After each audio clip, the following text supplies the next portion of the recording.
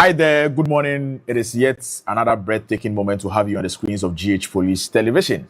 It is 18th May 2026, and you are welcome to the Manic Monday edition of the Safe Start Show, your ultimate morning companion for a secure and vibrant day ahead. I'm Sergeant Yao Boaiti Boatin, your host, bringing you the pulse of safety live from the National Police Headquarters. Now, this show is streaming live on all our social media platforms, precisely on Facebook at Ghana Police Service, at GH Police Television, on X, on YouTube, on TikTok.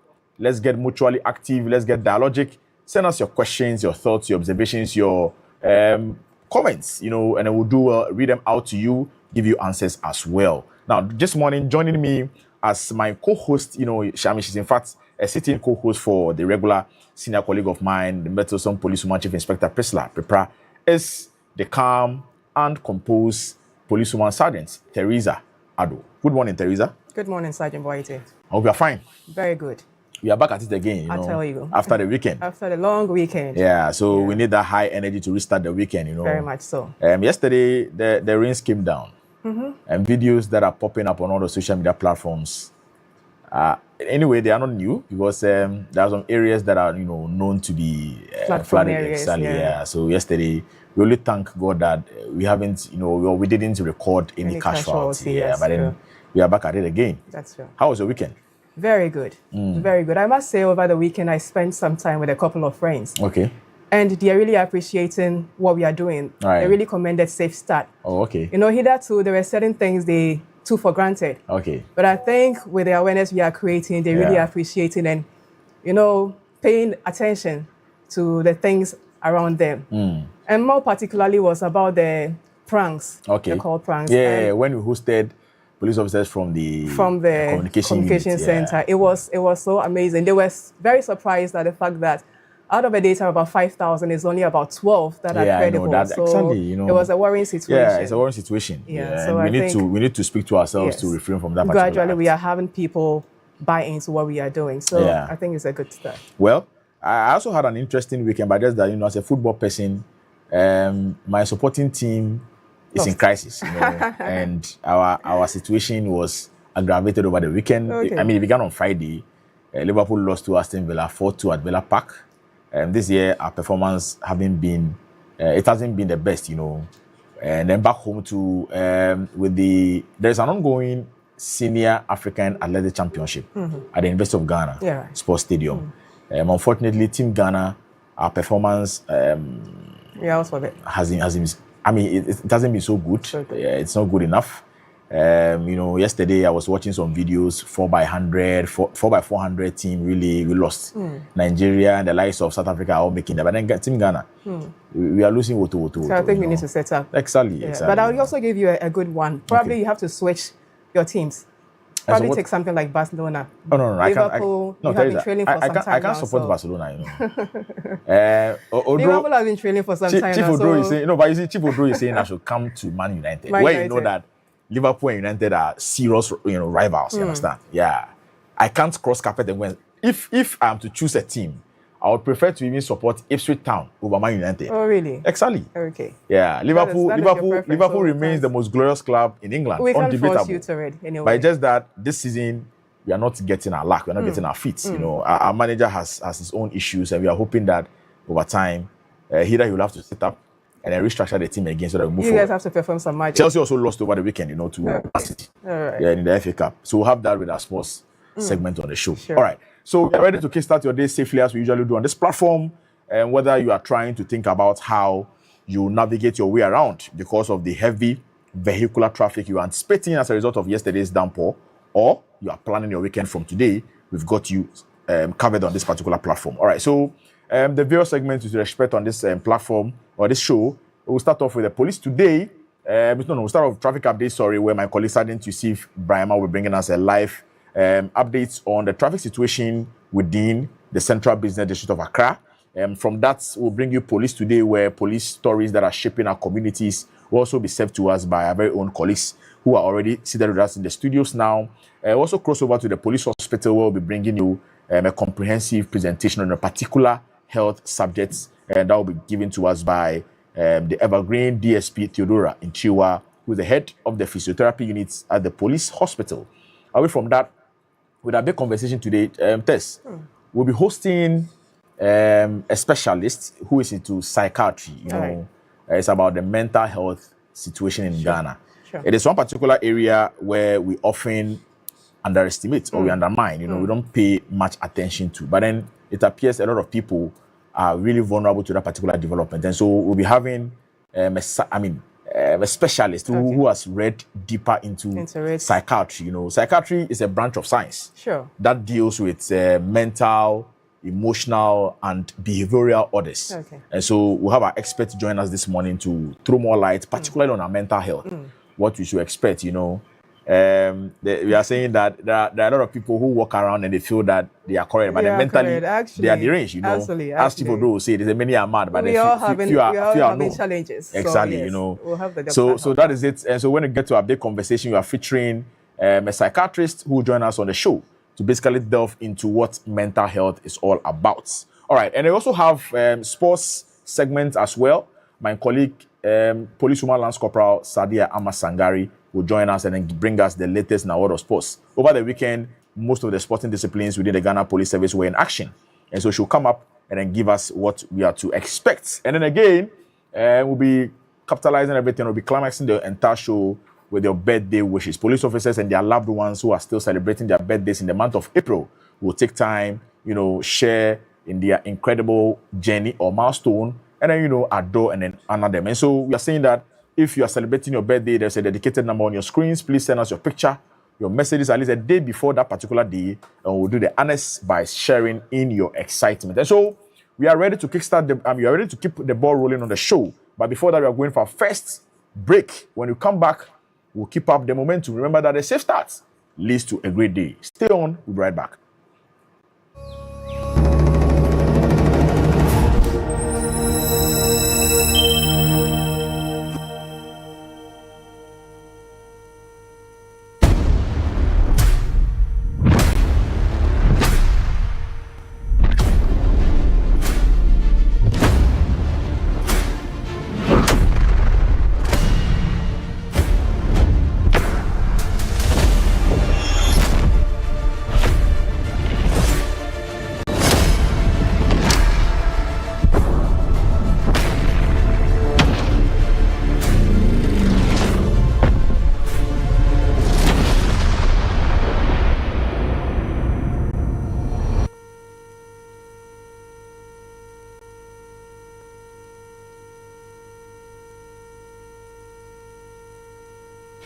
Welcome back from that break, and thanks for staying with us. It is still the Safe Start Show on GH Police Television.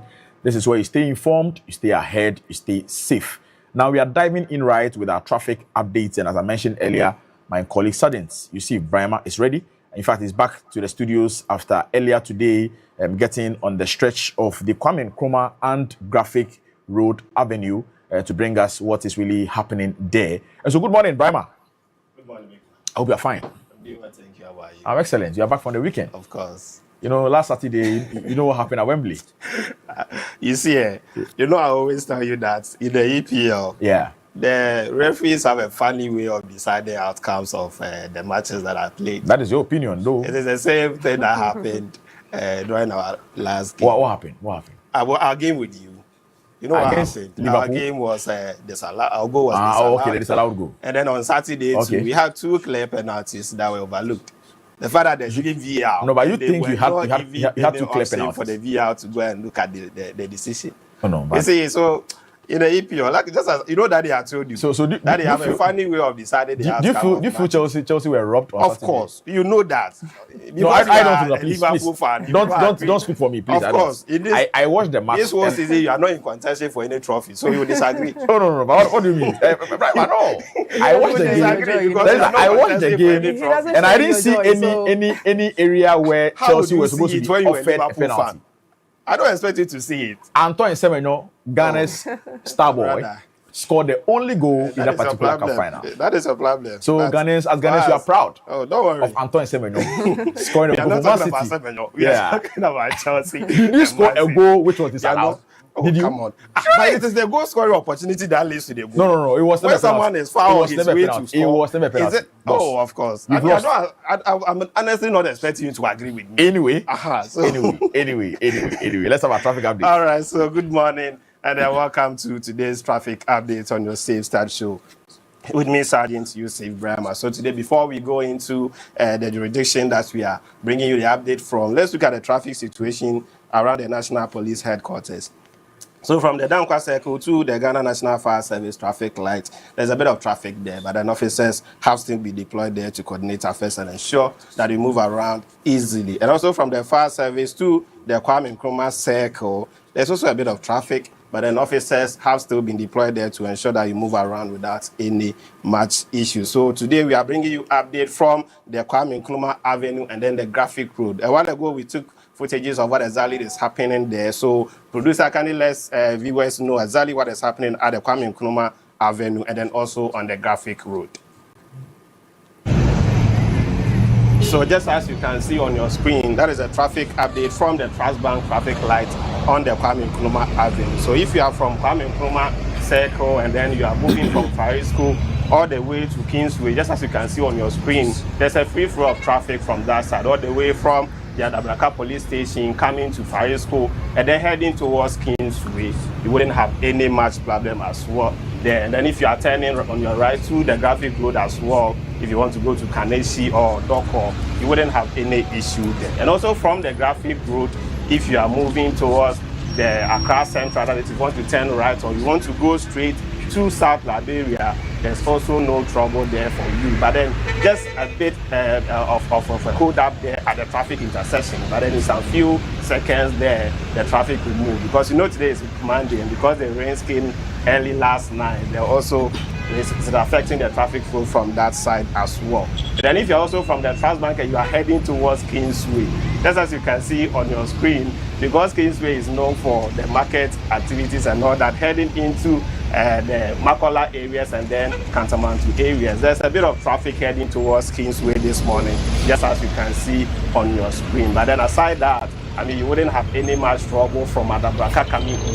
Is that a bit hold up that you experience when you're heading towards Kingsway? But then on the Graphic Road coming in, just as you saw a while ago, I mean, you wouldn't have any much trouble. So that is the traffic situation this morning at the Kwame Nkrumah Avenue, specifically at the Transbank traffic light intersection. So from the Graphic Road coming in, you're going to delay a bit, but then you still find your way through. But then from the Adabraka stretch through Faris School going to Kingsway, there's no much trouble there. It is only when after the the Transbank traffic lights, you want to go to Kingsway that you have a little traffic there to experience. But then officers have still been deployed there to ensure that you move around easily without any much trouble. And just as my brother said, because it rained yesterday, I mean, most portions of the road are flooded, and then there are a lot of issues there that will affect your movement on the road. So that is the reason why the traffic situation is a bit heavy this morning. So we expect you to kindly remain calm and then also obey the instructions that will be given by the officers who have been deployed at the various traffic intersections so that you wouldn't have any trouble when you're moving around this morning. This is a Monday morning, so we expect you to drive safely and then ensure that you move around without any trouble on our roads. So this is all we have for you today on your traffic update with me, Sergeant Yusuf Brahma. I'll come your way again later on traffic orientation on GH Police TV. But before I hand over to my brother, Sergeant Yabuate Boateng, who will never agree with me because he's a Liverpool fan. Don't worry. Very belated birthday to PW Sergeant Gloria Otu. Yesterday was your birthday. Belated happy birthday to you, madam. In fact, you're also a May born. I told Sergeant Boateng that May is known for, gallant men and women.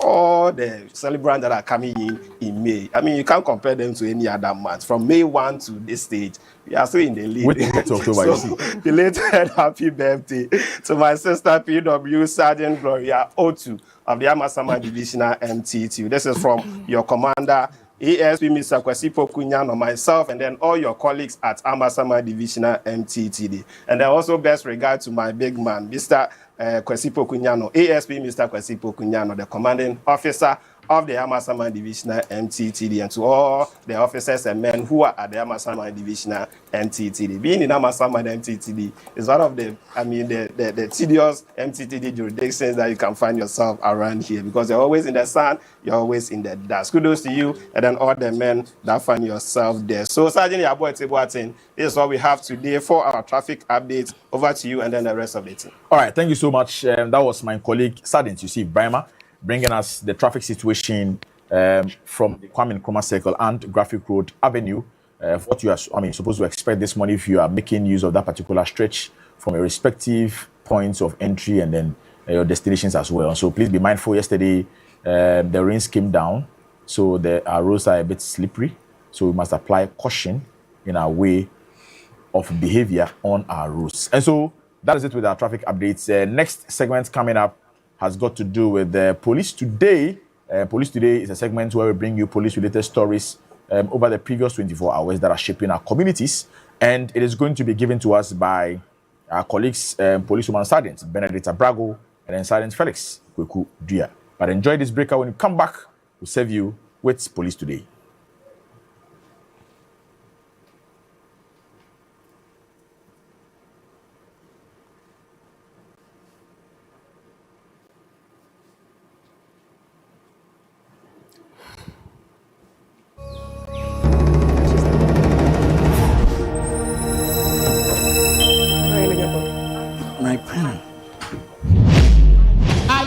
An invisible eye is watching you? Have you ever had an altercation with a police officer about a road traffic offense where you felt you were right? Have you ever lost a loved one due to a breach of a road traffic regulation as a motor rider? Do you always obey road traffic regulations? Do you know that driving on the shoulders of the road is an offense? How has your general experience with the police officers on our roads been like? It is for these and other reasons that the Ghana Police Service, in collaboration with the Ministry of Interior, National Road Safety Authority, the DVLA, and other stakeholders, have come up with an initiative to ensure sanity on our roads and prevent road accidents. TrafficTech GH is an automated system introduced by the Ghana Police Service to enforce road traffic regulations. The system uses cameras and sensors to enforce road traffic regulations. So you see, police invisible eyes are watching. Pew!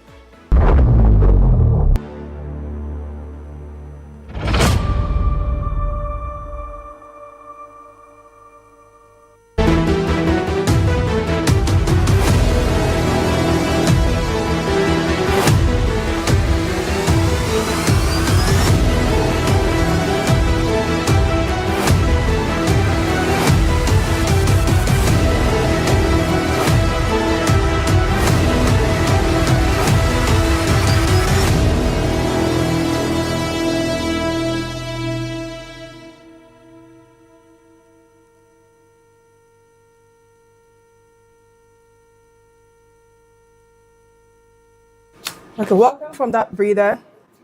We are just going straight to our next segment with this Police Today, and we have a beautiful lady and gentleman over here to take us through. Sergeant Kweku Dua, please, what do you have for us today?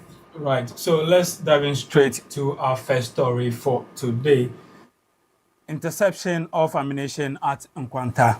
On 17th May 2026, the security personnel in Nkwanta intercepted a quantity of ammunition during two separate intelligence-led operations conducted in the Oti region. In the first operation, a night operational patrol team intercepted a 66-seater MGI bus with registration number AS245P carrying passengers on board at a security checkpoint in Nkwanta.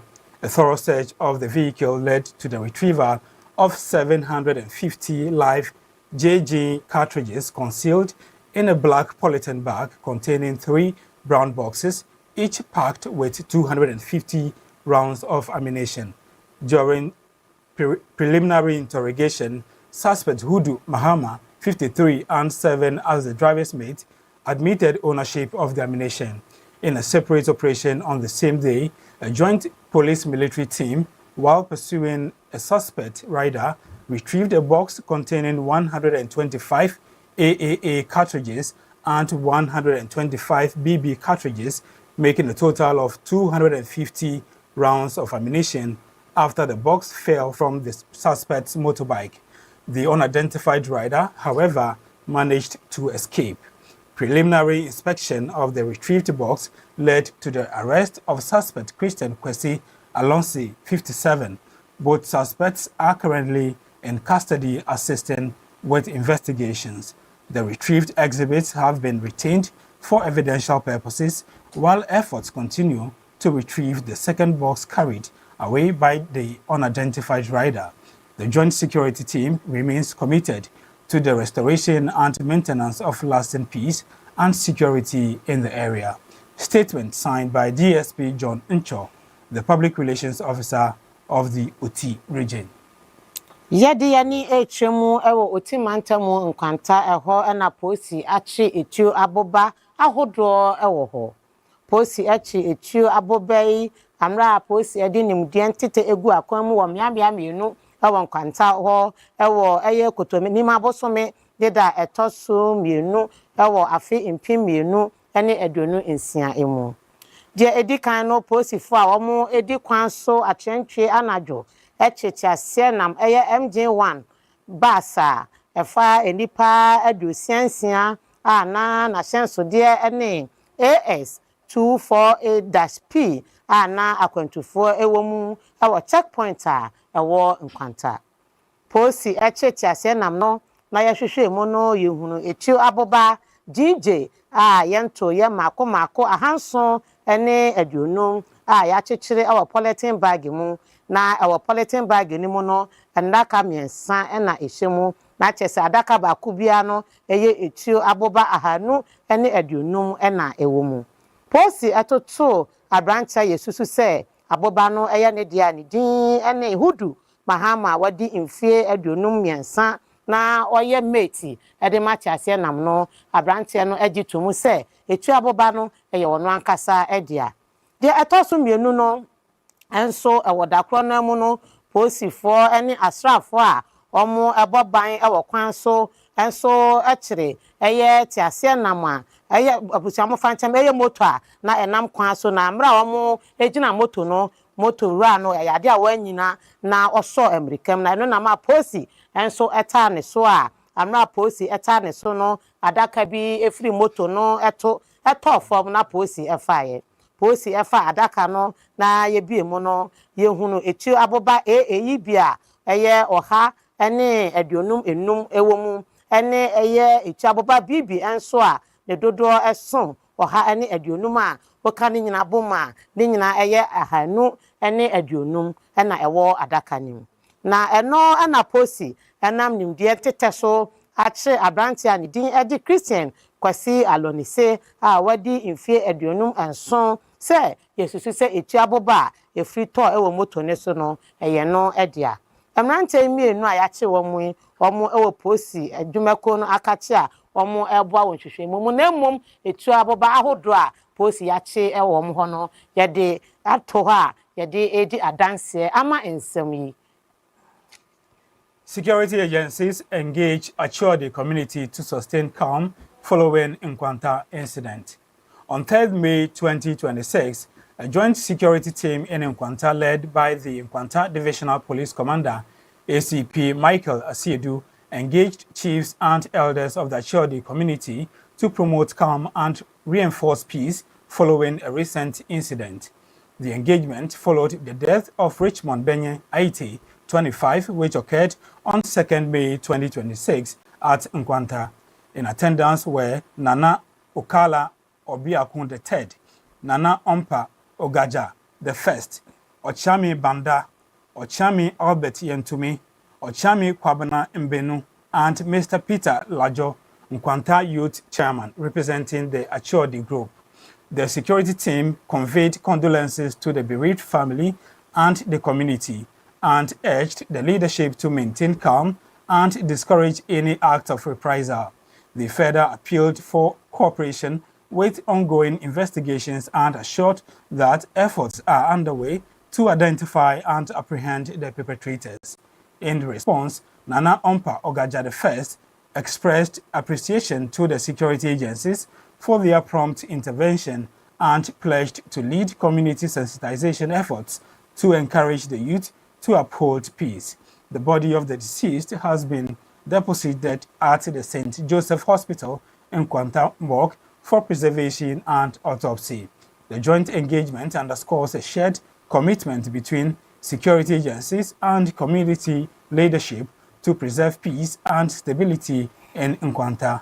All leads are being actively pursued to ensure those responsible are brought to justice. The public is encouraged to remain calm, cooperate with ongoing investigations, and support efforts to maintain peace. Statement signed by DSP Mr. John Uncho, the Public Relations Officer of the Oti region. Awa basa ya emane home so ewo Nkwanta no bambo adwumayeko ahodo no ene omafo edinkita ho na enam kita ho die so eye komu ye aba patamu ho. Ewo kotoni mabosome ne da etoso miensa no bambo adwumayefo a omo ewo Nkwanta a posi panyi anidin ene ACP Michael Esiedu edi animu eti omo ehu egu monten so ene omanfo edinkita ho efa basabasa ye no ho na eno enenam so ama Nkwanta kuro no emu adwo basabasa ye ema ne home so amra abranti a ye frɛ no banye ayita wadi imfie adonunum etwa nananom ewo ensiedo na ewo nkita hodie no ase no eye nananom a omo eba ye ebi ene nana okala obiako a wotoso miensa nana ompa agaja odi kan ochiame banda ochiame abeti yentumi ochiame kwabna ngbenu eni owura Peter Lajo a oye Nkwanta mrantie titinani ena ebe adwumadi na se a omo nyina ebegina ema achode omanfo bambo adwumayefo no ena makwanya ne so esre afanu ne se ye pamocho omo enhwe ema akomu ye emra na afi so omo ni post adwumako no endi dwuma emom na emwa emma asomdue emra mpatamu ho na eno ena ahemfo enso agitum no omo so ede omo anu di sem etudwa na mo che post se omo da post ase ewo adwumaden a omo aye amra basabasa ye no esore ye no na enam so amma asomdue eni komu ye aba mpatamu ho ne kwanso anu sa police for so ye ne timemufo na ye adwumabum nti no say ye ba omo nche na ne omo di nkomo I believe say step in the right direction hwe de esi wo ye achiode police for ko no mkodi nkita ho na ade ne bebo ama timemfo enya ye mugidi na problem bi omo wo bem so maka kire so obo on so on ka so na ntaba police station ba yanga say the police ni come nchen omo na omo eba ne say omo firi omo pem bibi wo ho mpese omo ne wo efa adwen wo ho omo ditudwa na no so aboa ama police ni so etimi atu ho na monti ayade a mpanifo aye police fo e wo ho a opani aye makesi eduda no ana mo mutu ye na yade a aboa ye pa makro ni mu adwo pa all right go. So I think that it is a strategic move by the Nkwanta Divisional Police Command to make that attempt by engaging the people in the area following the incident that took place. And I believe that it is going to afford the command the opportunity to sensitize the youth in the area and also to urge them to uphold peace in the area following the incident that took place. All right. Yes. I believe it's one story. Or are we done? Yeah, that's it. That's all. But I think there is one story that also came up over the weekend when the Inspector General of Police and his members of the Police Management Board made their way to the Western North region to engage with the Ahanta Traditional Authority, you know, as part of strengthening collaboration and partnership between the police and the traditional rulers. You know, the traditional authorities form part of our primary stakeholders. And it's important that we always get, you know, close to them for them to understand the trend of policing and also give us the opportunity to hear them out with the issues they have. They are, I mean, suggestions and observations as well. And so, quickly, let's have your take on what's really transpired at the Hunter traditional area. So I think that is another strategic move on the part of the police administration. You know, security, like we always say, is a shared responsibility. So we work with people. So once in a while, we need to engage with some of these people to tell us what is happening within their jurisdiction and all that. So I think it's a good move by the IGP, Mr. Christian Tetayono, and members of the Police Management Board in trying to make that strategic partnership with the traditional authorities in Ahanta. Yes. Ama, era IGP, Mr. Christian Tetoyonu, and Pumapfo, Eko Ahanta, Eko Shia Himfu. Nananomatram. That's the right word. But then I say, Eba, Nananom Nadia, a police for, Omeyanko for, Omoboy, Power Bambo, no, he say, over time, they be sure, and I know we didn't come on you, who you may Kosua, Ombatri Aviabasu, Native Nabua. Am I bought by any Ashini Pansos? No, say step in the right direction. Yeah, dear, a post is signing and a pound for, and I'm more mutu and my dear pa. HSA, a year in fear, a chamukon, who's supposed to do my cono, your name at Nananomatran Kuna, the Enkita who didn't, a dear, I yes, so.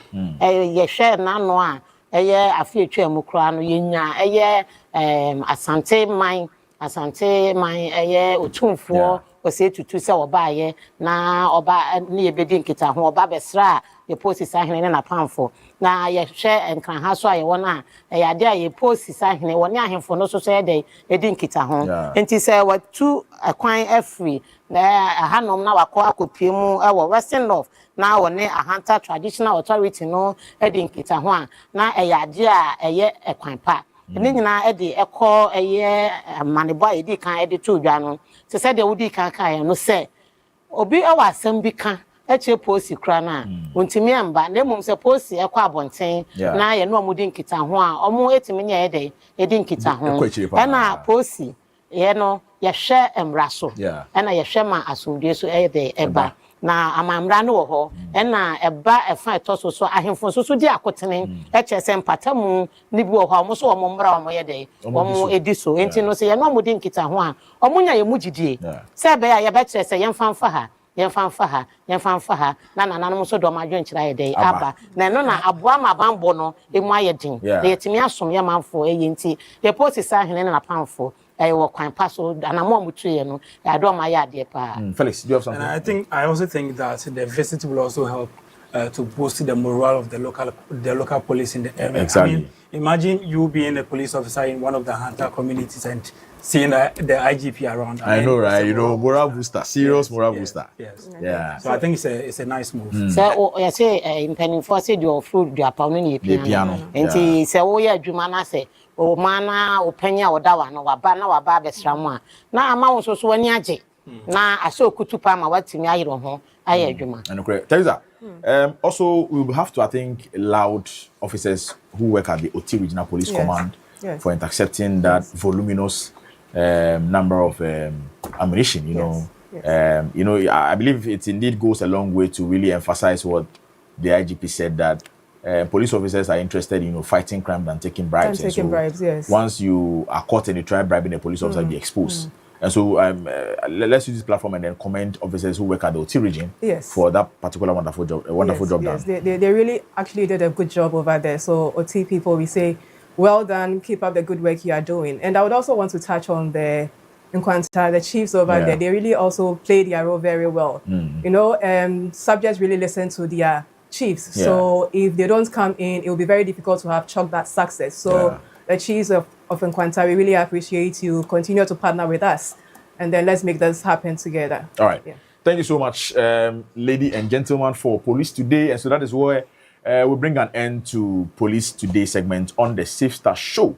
It was brought to us by our very own colleagues, Policewoman Sergeant Benedicta Brago and then Sergeant Felix Kweku Dia. We are going for another break. When we return, it will be now time for our world. But before that, Ama, do you have anything to tell us before we finally leave? Oh, I'm sorry, no, okay. I'm Sergeant Stephen or Pentecost. Okay. Pentecost, I work Kasua, Central East. Yes. Okay. Hona Mede and Chake say Mount. Na we be our Pentecost, a police station. For now, a walk conference, how conference center nature. Okay. Pa, posi for mo honina, a yemunia by Sergeant Benedicta Brago, Bichamunina no pay. All right. Okay. Again, let me send this big shout outs to Policewoman Corporal Lorinda Apia Dankwa. Last Saturday was her birthday, and so it's a belated happy birthday going out to you. And then big shout outs going out to my very own sister, Policewoman Inspector Jennifer Edubuahen, popularly known as J-Lo. You are in the psychiatry unit of the police hospital. Big shout outs going out to these two wonderful, beautiful police women. We are going for a break. When we return, we'll serve you with the latest in our world of sports. Stay on, don't go nowhere.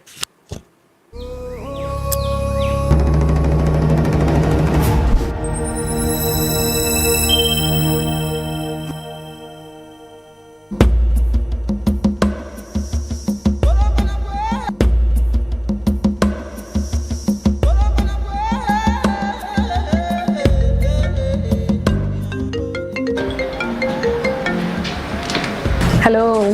Hello, Nana Joa. Hey, only I'm a tongue catcher. What is say? Namiadumo Bokona way. Adumo, a mega yo-yo, with schoolmate. What's one catcher? Hey, it's a sad dear. It's a cookie or Canada. Wow. I couldn't be up, and you put in a share number every week. Company no air pay at my 4 or Canada. Now, she share a woman say, company no bet you a more half. Now, pay man sweat you half, scanning 80,000. And no sana at Nana, Madame Fubia could be Canada. Nana name Chamaboga. No say a quina about a good year to man say, Miss meeting me free Ghana, about the coming more Canada. Oh, no say a mere one in a say company no. O mo be tua sika no be tua half am just me tua half nti me menya mo aboa me ho na na nyom te dia ba sei in paponifu bi a o maba obakwa kwa ka kire wo say o Canada ananse o France embo abrochiri nkuru na aka ni bia na waka kire wo say akonya ba enti akonya agent no ewo Nigeria Cote d'Ivoire ananse Burkina Faso enti fa ho na omunya won krata na ho na obefi na waba Canada ananse France ananse abrochiri nkuru na aka na okunya kasa pe sinigu eyentro okokodu ha obechi waseden obechi hu sika nyina otwa adu nyina obechi no bia wa foso obehyew kete se won susu fa nipa mi wura na sai nipa wanya mfom anko a komba jusa won nyina nipa mbetuma yewunya ebetuma ye obusheni betuma o ma betuma ye papa ani ma no mfa sa akwanya wonso na mintu Ghana fo nyina na we dey das entimi nuanom mama mani nda ho na ma nkwa nkoto sa nipa boni ni no ana nipa boni fo no afidim.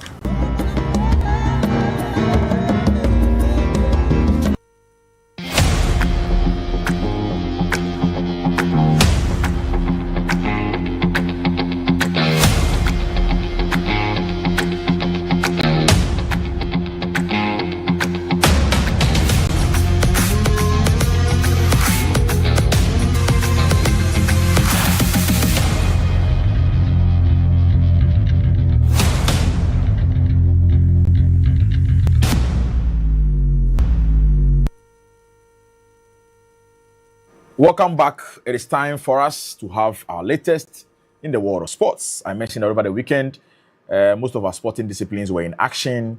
And so my colleague, Policewoman Lance Corporal Sadia Ama-Sangari, is ready to offer us what we have in our world of sports. Good morning, Sangari. Good morning, Sergeant. I hope you're fine. Yes, I am. Welcome back. New week. Yes. Yeah. Welcome back from an action-packed weekend. I know, right? Police National told us they were going to win. Yeah. And which then of course they won. did. Yeah, yes. They won by 1 goal. But Sergeant Alwaite, are we going on relegation or not?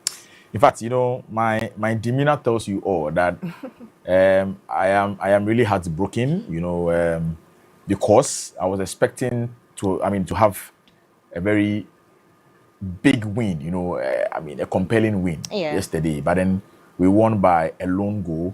Again, the situation looks capricious because a determining factor to either keep us in the league or see us go on relegation is highly contingent on two clubs also playing or, you know, fighting for position in the Ghana Premier League.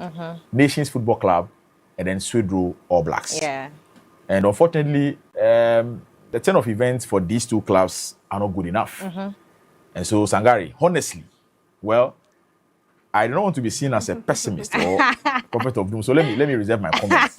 But then personally, I mean, it's really bad because we lost most of our matches. Exactly, this you know, we weren't able to grab we didn't really all start 3 well, points. yeah. So And it's quite worrying. It will serve us right. Exactly, you know, to so grab our chances. absolutely. So I think whatever transpires, hopefully by next week, we should all accept it in good faith. Yeah. And then we should know that that is life, you know. It should serve as a springboard for us to work hard over the years. So that is it. A very good morning to you at home. You can know by our demeanor that it's not really going on well, but I'll bring you the details. I am Policewoman Lance Corporal Sadia Sangari. We are live on GH Police TV, on DSTV channel 362, and all social media platforms at Ghana Police Service. We start off today's story with Police National. Now, Police National secures survival with dramatic win over Sefwi All Stars yesterday. The ultimate great escape on the final day of the Access Bank Division 1 Zone 2 season, securing their safety with a hard-fought 1-0 victory over high-flying Sefwi All Stars FC at the Robert Mensah Stadium on Sunday. Heading into the matchday 30 fixture, the stakes couldn't have been higher for the service team. Police National needed nothing of a short win and a bit of help from external results to protect their second-tier status. However, the hosts, capitalizing on a crucial opening to slot home the game's only goal, defended their narrow 1-0 lead with absolute grit. Police National withstood a late barrage of pressure from the Sefwi side to secure all 3 points when the final whistle blew. Police National ends a turbulent 2025-2026 campaign on an absolute high, guaranteeing Division 1 football for another season. In the last day standings to see if whether we'll go on relegation or we'll maintain our spot in the Division 1 league. Away from Police National, Police Women basketball team fell short against GRE on Saturday at the Elwak Stadium. This rivalry between the Ghana Police Service and Braves of the Customs Division of the Ghana Revenue Authority added another chapter at the Elwak Stadium, with the Police Women's basketball team suffering a hard-fought defeat. Entering the game determined to disrupt Braves' formidable momentum, the police squad showcased immense grit and defensive pressure early on. However, tactical execution and clinical finishing from the reigning champions ultimately tipped the scales. Despite a late offensive push and standout efforts from the Ghana Police roster, GRE managed to hold on to their lead until the final whistle. The defeat serves as a temporary setback for the police team, who look to regroup, analyze the tape, and bounce back in the upcoming league fixtures. Right, you know, Braves are the reigning champions, and since this season we hadn't lost a match until Saturday. What is your take on this particular fixture? I saw 32-75. Yes. So we had a huge gap. We had 32. 32. We were playing home. Wow. Now to our final story. This is so humiliating, Sangari. Very, but I mean, we should pardon them because this is their first loss since the season started. Right. So we hope that they regroup and then bounce back stronger. Yeah. Yes, in their coming fixtures. Now, volleyball. I mean, they won, so it's a plus to us. Exactly. Yes. Police played against Pioneers, La Pioneers, last Saturday at 8 a.m. And then, yes, we won all 3 sets. So we won 3-0 against La Pioneers. Even though we lost in basketball, we won in volleyball. And we also won in some soccer stories as well. My name is Sorry, I beg your pardon. PW Lance Corporal Sadia Sangari. Many thanks for staying with me. All right, thank you so much. That was the latest in our world of sports, brought to us by my very own colleague, Policewoman Lance Corporal Sadia Ama Sangari. All right, so with that being said, we are hoping that Police National Football Club, I don't know, this one, Sergeant Tess, we'll only have to pray for divine mercy, you know? Definitely. There's still more room for improvement. I'm sure they'll bounce back. Yes, so we're only praying that at least yesterday's results would have kept us or give us, I mean, you would have given us the confidence for us to talk about, you know, maintaining our spot in the Division 1 league. But then let's see what comes out. It ain't going in our favor, but I'm sure we've seen our flaws and we're going to work on it. Absolutely. Yeah. So a big shout out going to ASP Mrs. Barbara Yabua of Police Hospital Maternity Unit. This is coming from Sergeant Eugene. He wishes you a blessed week, madam. Right. Another big shout out is going out to Policewoman Corporal Lorinda Dankwa Apia.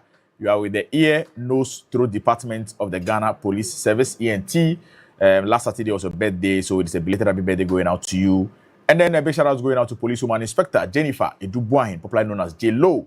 You are with the psychiatry units of the same facility, Police Hospital. We are going for another break. When we return, it will now be time for us to bring you a big conversation, which will be centered on mental health. Stay on, we'll be right back. Where an invisible eye is watching you? Have you ever had an altercation with a police officer about a road traffic offense where you felt you were right? Have you ever lost a loved one due to a breach of a road traffic regulation as a motor rider? Do you always obey road traffic regulations? Do you know that driving on the shoulders of the road is an offense? How has your general experience with the police officers on our roads been like?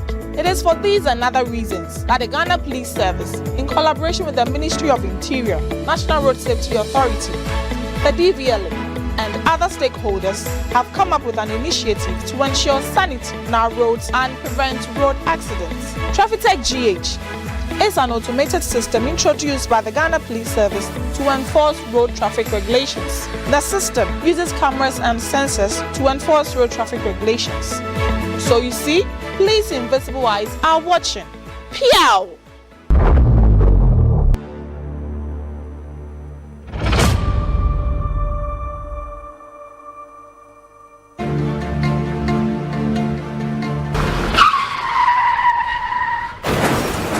Road crashes or accidents are of great worry to everyone. In view of this, we need to be alert on things that brings about accidents on our roads, leading to deaths of our loved ones. It is of this reason that Traffic Orientation Show on GH Police TV seek to teach, educate all road users, being it drivers, riders, pedestrians, on the rules and regulations and road traffic as to reduce road accident. Make time to watch Traffic Orientation Show every day on GH Police TV as we bring you more insight on road traffic related issues. You can also watch us on DSTV channel 362 and other digital channels. On Traffic Orientation Show, we say drive safely, arrive alive.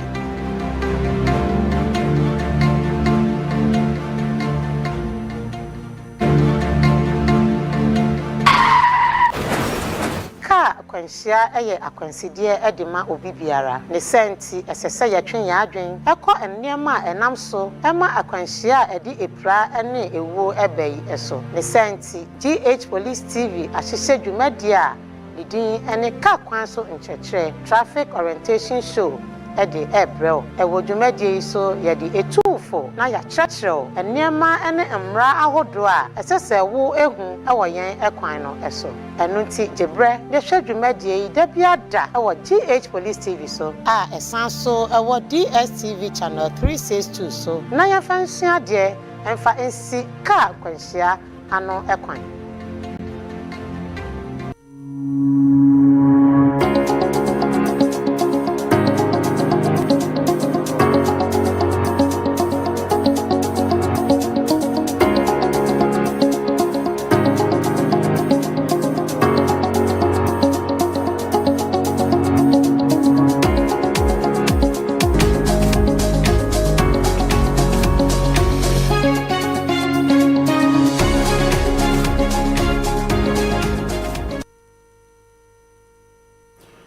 Thanks for staying with us from that break. It is now time for us to serve you with our essential health tips. And today, the Raleigh DSP Theodora Nchiwa, who is the head of the physiotherapy unit at the police hospital, is basically going to talk about the causes and prevention of scoliosis. Do have time and enjoy this presentation. Viewers, welcome to Health Tips on Safe Starts on Ghana Police TV. I'm Deputy Superintendent of Police Theodora Nchiwa, a physiotherapist at the Ghana Police Hospital. Today, I want to talk about a condition called scoliosis. But before I start, let me tell you a quick story. Amma is a bright 13-year-old girl, always active and always smiling. One day, her mother noticed that her dress wasn't sitting evenly, and one shoulder also looked higher than the other. But she ignored. Maybe it's how she carries her school bag. Maybe it's how she sits. She said. Months passed. Then came the back pain, the teasing, and the silence.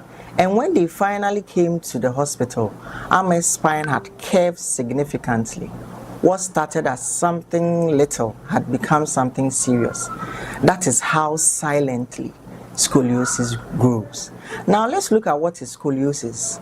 Scoliosis is a condition where the spine curves sideways instead of staying straight. When you look at somebody's back, the spine is supposed to go down straight, but in scoliosis, the spine forms a C or an S shape. Scoliosis can happen in children, adults, but mostly it is commonly noticed during growth spurts, especially in adolescents. There are different types of scoliosis, but the most common one we see is the idiopathic scoliosis. It means that the cause is either unknown, the person is having it, but you don't really know what is causing it. But there are contributing factors.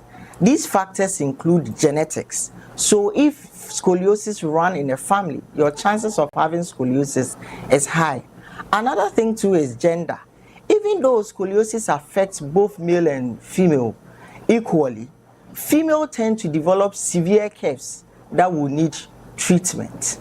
Now let us look at what signs you can look out for. As parents, teachers, or even individuals, these are the signs to watch out for. When you see that the child has one shoulder higher than the other, or one hip is sticking out more than the other, or the dress is not sitting evenly, so the child is wearing a skirt, but the skirt is slanted, one side is lower, the other side is higher, or the head is not sitting at the center, or when the child bends forward, one side of the back appears higher. Now let us look at how we diagnose scoliosis. The first thing we look out is physical observation. So we look out for the signs I have just mentioned. After making those physical observations, we now go ahead to perform the Adams forward test, where the person bends forward. Then we examine the back to see either one side is higher than the other. After we have the suspicion that this condition can be scoliosis, we now request for an X-ray. On an X-ray, we calculate the corpse angle. So we calculate the curve. We measure the curve by calculating the corpse angle. A corpse angle of 10 degrees or more means the person has scoliosis.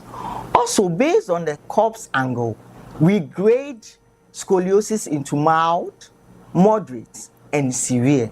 Mild scoliosis means a scoliosis between 10 to 20 degrees. So the corpse angle is between 10 to 20 degrees. Then a moderate scoliosis means a corpse angle between 21 to 40 degrees. And severe means corpse angle with above 40 or 50 degrees. With severity, we just do not look at the corpse angle, but how fast the curve is also progressing. So a small curve that is progressing faster is more concerning than a moderate curve that is progressing steadily. Now that we know how to diagnose it, let us look at either scoliosis can be treated. Yes, scoliosis can be managed when detected early. Management depends on the severity. So for mild cases, we monitor and manage with exercises. For moderate cases, we manage with braces. Example is the Boston brace. And for severe cases, you may need surgery. As a physiotherapist, I want to say this. Exercise plays a very key role in improving posture, strengthening muscles, and improving the quality of life. Now, let me close by saying this. Your spine is your body's pillar, so do not let it bend unnoticed. So when you see that your spine is bending, please seek early help. I'm Deputy Superintendent of Police Studio Entriwa. See you next time.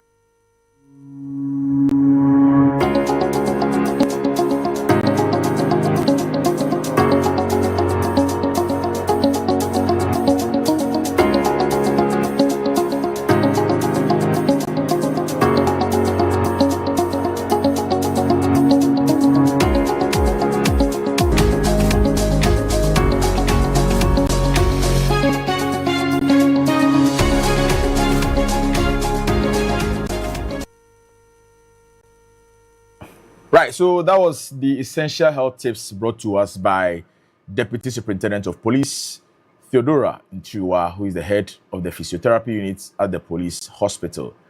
Sergeant Tess, what are your takeaways in the causes and prevention of scoliosis? Well, I think that from what we've been taught by DSP Theodora, you should never undermine or whatever symptoms you may be going through. Yes, you may think it may be trivial, but it could be an underlying issue that has to really burden on your health. So let's take note of those things. Yeah. Well, I also paid attention to what she made mention that the spine or the spinal cord is your body's pillar. Yeah. And so you should know how important it is in the human setup. You know, when you are even putting up a building and then your pillars are weak, you should know what you should envisage, you know. So she's telling us that we should pay much attention to the pillar in our body by exercising frequently. You know, when you exercise frequently, at least it goes a long way to prevent, you know, having a curved spinal cord. Because she said that when this medical condition is severe, the only option is surgery. Yeah. But I think the exercise also comes in a way. It shouldn't be something rigorous. Oh, no. That may affect you in a way. Yeah. Something that you think you can do it, you know, on a daily basis. Manageable, yes. So that in the form of exercise, you don't create more problems. You don't go and kill yourself, you know. I know, right? Yeah. All right. So let's be mindful with way of life by exercising frequently from what DSP Theodora is telling us. It is our body pillar, the spinal cord, I mean. And so please, do not, you know, engage in a lifestyle or activity that may see it bending. Once it bends, you know, you're going to put yourself in a very tight corner. Right. And so that is it with our essential health tips. Now, it is now time for us to bring you a big conversation today. I made mention that this month has been set aside to celebrate, raise awareness on mental health. And it has been declared a Purple Month. And so we have our experts, our specialists from the police hospital, who is going to walk us through what mental health is all about. But before that, we've made mention that this show is streaming live on all our social media platforms, precisely on Facebook, at Ghana Police Service, at GH Police Television, on TikTok, on YouTube, on X. Let's get interactive. Let's get active. Let's get dialogic as well. So we have some messages coming in on our Facebook live streaming. I want to seize this opportunity and read them out to you. All right, so I'm starting off with this from K. Mreku Enterprise. K. Mreku says, I'm watching you live from Abose Okai. Thank you so much, K. Mreku. Alidu Salifu also says, I'm watching you live from Sene West. Thank you so much, Alidu Salifu. And then Raymond Dakota Range Rover, very own brother, says, good morning, crew. Today, I'm late for class. All right, so we'll give you some lashes. Raymond, you didn't join in late. You didn't join in early, sorry. All right, so that is it. These are the messages we've received on our Facebook live streaming.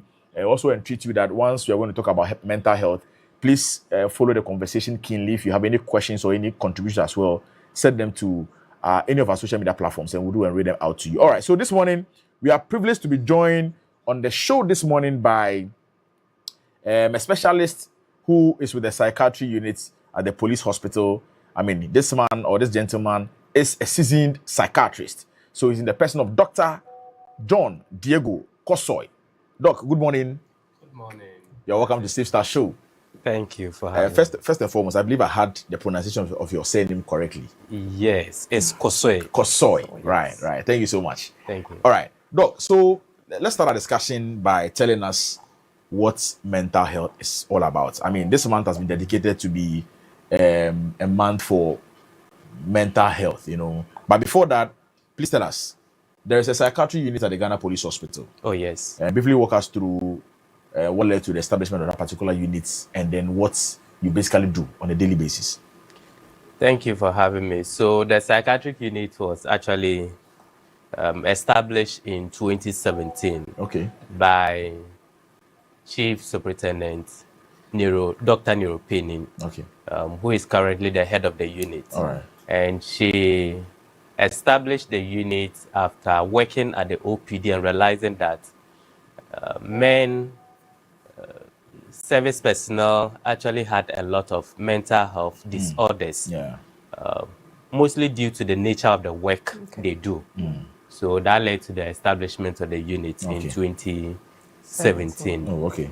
Before the establishment of the unit, she actually decided to specialize in psychiatry because of what she was seeing at the general OPD. And this was in 2016. She came back, established it. I joined in 2024. Okay. That's so I've been there for the past 2.5 years. 2.5 years now, yeah. Good. We currently have about 3 registered mental health nurses, and we are serving the mental health needs of all personnel, including the general public that's within the catchment area of the hospital. So that has been the unit. Over the period, we've been making some strides. Like I said, Dr. Niopi started it, but I joined later. Previously, it was just 1 nurse. We currently have 3.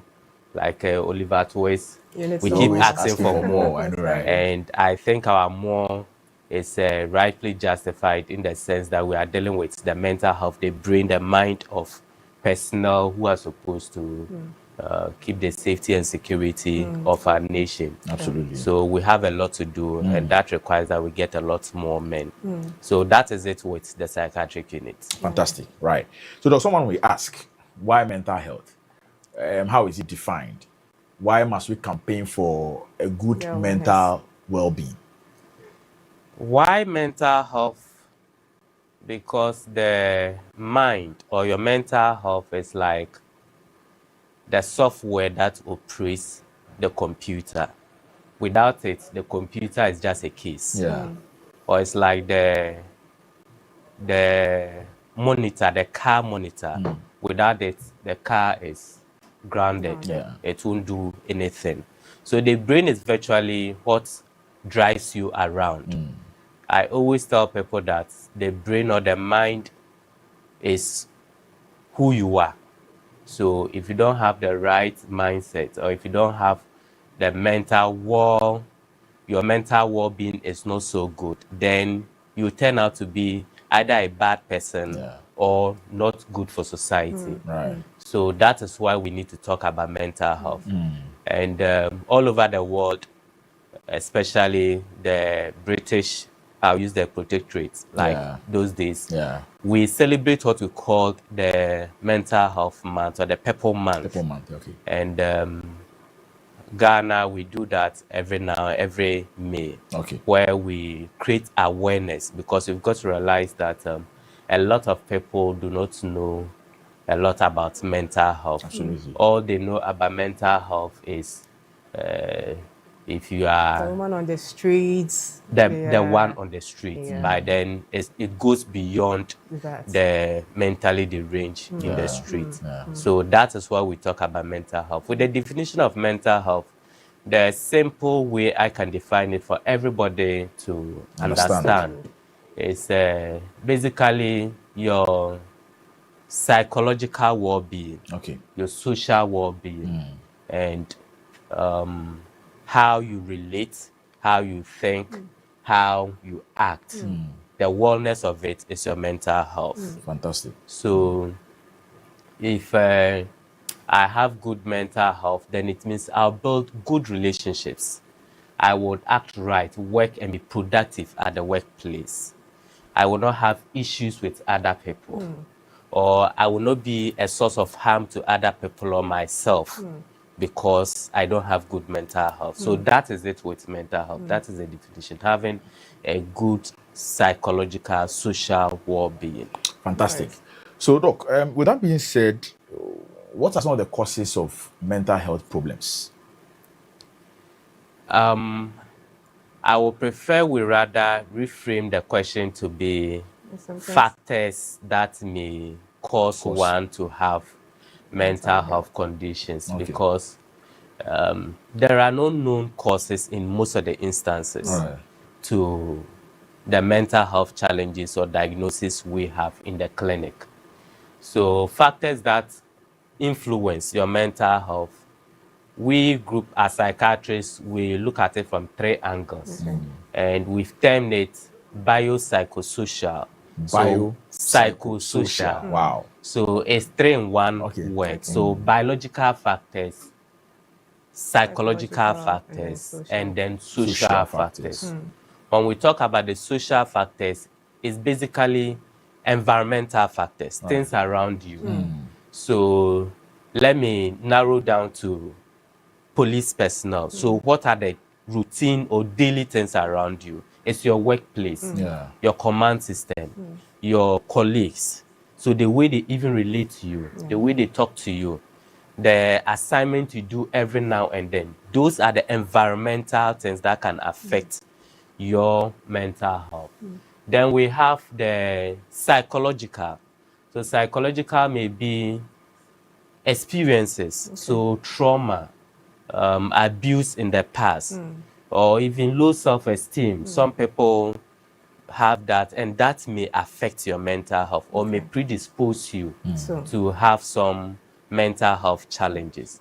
Then when we talk about the biological factors are usually chemistry of the brain. We have a lot of fluids or a lot of chemicals that hover around the brain. That makes it happy. That makes it sad and cool. But then if there is no trigger for you to be sad and you are getting sad, then it means those chemicals are imbalanced. That's why you are having that. That is the biological. Sometimes biological may also mean genetic or things that are familiar, things that run through families. So you and I will agree that those days, even these days, some families or tribes still do it, especially if you're a royal. Before you go and marry, after the knocking, the will-be spouse, the family of the will-be spouse will send emissary to your village to understudy and be sure you have no conditions of which the things they used to look out for those days. Part of it was what? Mental health issues. Exactly. They get me. So even before the advent of current clinical practice and people knew that some of these conditions were running along family lines. So those are the genetic. It's not all mental health conditions that are like that, but we know that some are genetics. That is how, to some extent, for want of a better word, I'll say that is how God have created you. So you can't run away from it. You may delay the process based on things around you and or make it come faster because of some other behaviors or things you indulge yourself in.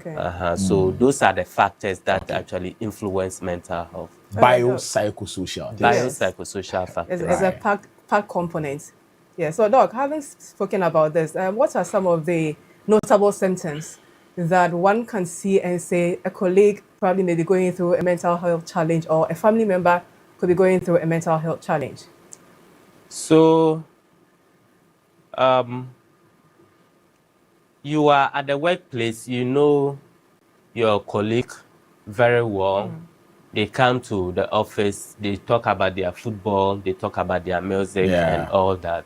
And then all of a sudden, they stop doing that. It goes on for more than a week, 2 weeks, 3 weeks. As a good friend, please inquire from the person. It could be the beginning of some mood issues. So we have different types of mental conditions, like I said earlier. All of a sudden realize that the person is always moody, what we call, they are reserved. They don't want to have conversations with others. They are no longer sharing their space and all that. It could be as a result of having mental health conditions. Or you've realized that they are no longer kempt. So they are disheveled, they don't dress as they used to do in the past. They come to work and then they are lining their shirts, is dirty, shoe not well polished. Please, that is a suspicion. It could be that the individual is having mental health challenges. Or you see them seated talking to themselves. Yes. So, that is quite common. Very good. So talking to themselves. Sometimes not opening their mouth, but you can feel they are murmuring to themselves all the time. Yes, every now and then, individuals, you may be doing some calculations. The budget is not budgeting. You're doing it to your exactly, head. you know, so people do that every now and then. But if it continues for more than 2 weeks beyond, please, that could be a suspicion. And it's happening every day that this individual may be having a mental health challenge. Or sometimes someone you trust so much, and you feel he or she also trusts you, all of a sudden begin to have this paranoid about your activities. They are suspicious of you for no reason. It could be because they are having mental health conditions. And then even with the substance, those who use substances and co, all of a sudden you get to realize that they go out, come back with some unusual scent or smell around them. It could be as a result of, say, maybe smoke, or not the smoke, but an attempt to mask the smoke. So they now begin to use very high-scented perfumes and co around themselves. It could actually give out, or it could be the beginning of an abuse of a substance. And talking about substances, it's not just smoking. Sometimes even topical, nasally, so they sniff. Sometimes it's injection. So you are beginning to see some injection marks, some marks on the body. And talking about marks, sometimes people try to hurt themselves because of mental health challenges they are going through. So you see some minor marks on their wrist, as if they are cuts from sharp objects, razor blades or scissors and co. Please inquire from them. It could be the beginning of a mental health challenge. And then the worst of all, or the one that is very dangerous, life-threatening, is when they begin to talk about death as if they are ready to die. They are going to die the next day and co. Begin to share their properties and then try to, especially when the person has some property, and begin to all of a sudden interested in making sure he's covered when he's no more. Do you get me? Then it could be a sign that they are actually planning a suicide. So all these are things you see in someone undergoing or having a mental health challenge. Right. So, Doc, you see, we are in a state whereby, because of the stigma attached to some of these things, we are unable to approach our friends to discuss our problems with them for fear of the fact that they may tell other people.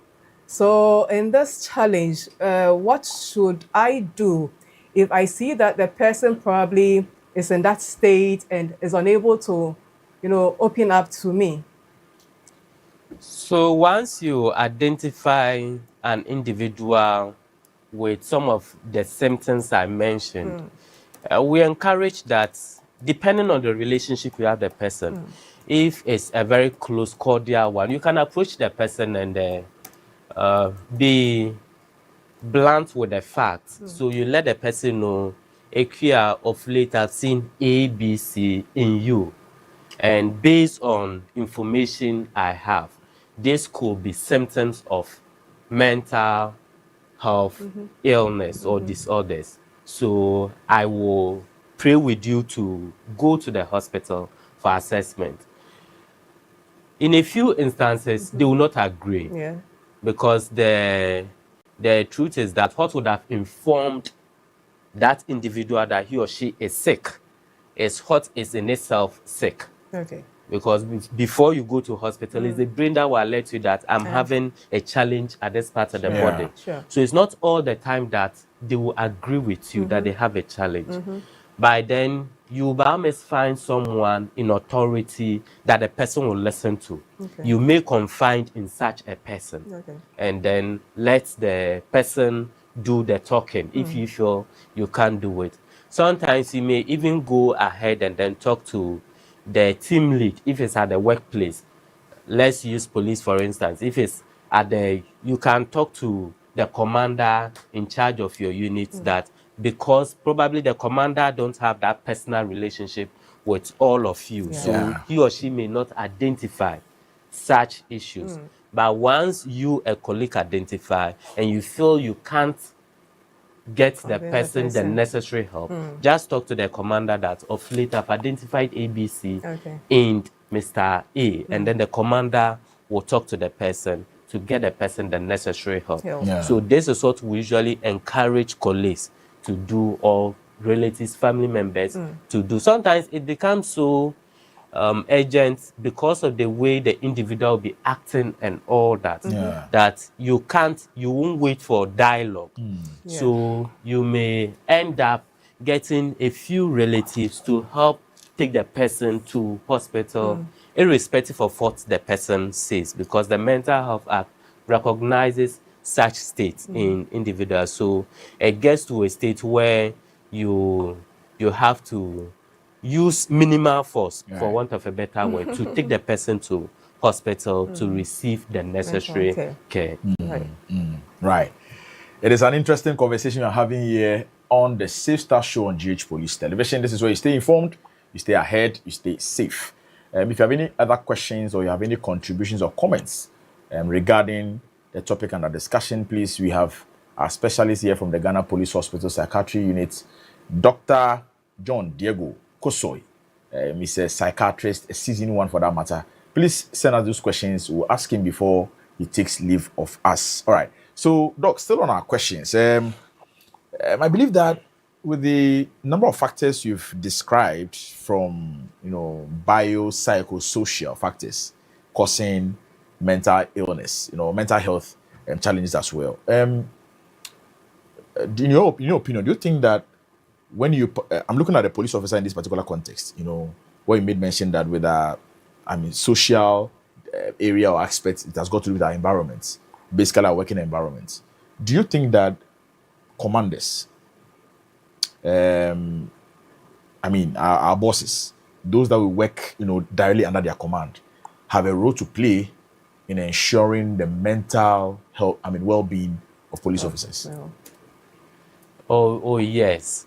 So any workplace at all, we have an area in mental health, the workplace mental health, any work at all, and police is not an exception. Okay. Usually, leaders have a role to play. So either by contributing positively to the mental well-being or negatively, aiding or helping in causing more challenges for their subordinates or their men. So when we take police, for instance, the work itself is already very difficult.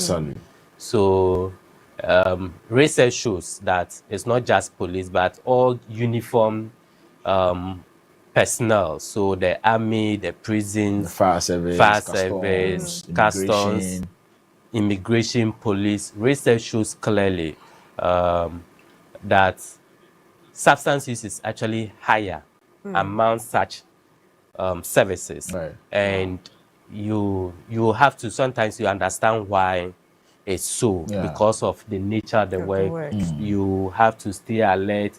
So taking a lot of coffee, taking some other substances that are not actually allowed and all that. So if you are a commander or you're a leader and you cause some sort of anxiety amongst your men, it worsens their plight.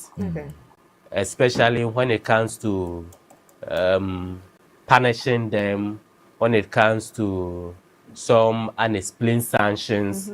If you are going to sanction someone, let the person know it's because of ABC.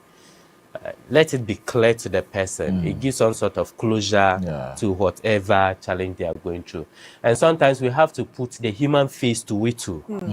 So you have to know how to talk to your subordinates, your men and co. When it comes to the positives, before the establishment of the unit, it was to some extent non-existent from the history I have. But in the past 5 to 10 years, it looks like police has really been helpful. When I say police, in this case, I'm talking about the management. So police management board, the commanders, and all that. They've been really helpful. Why do I say so? In the 2 years that I've been with police, I've come to realize that warfare, especially DG warfare, takes mental health so seriously. So sometimes you be at the clinic and you receive a call directly from personnel from welfare that we have this individual in this district or division. Okay.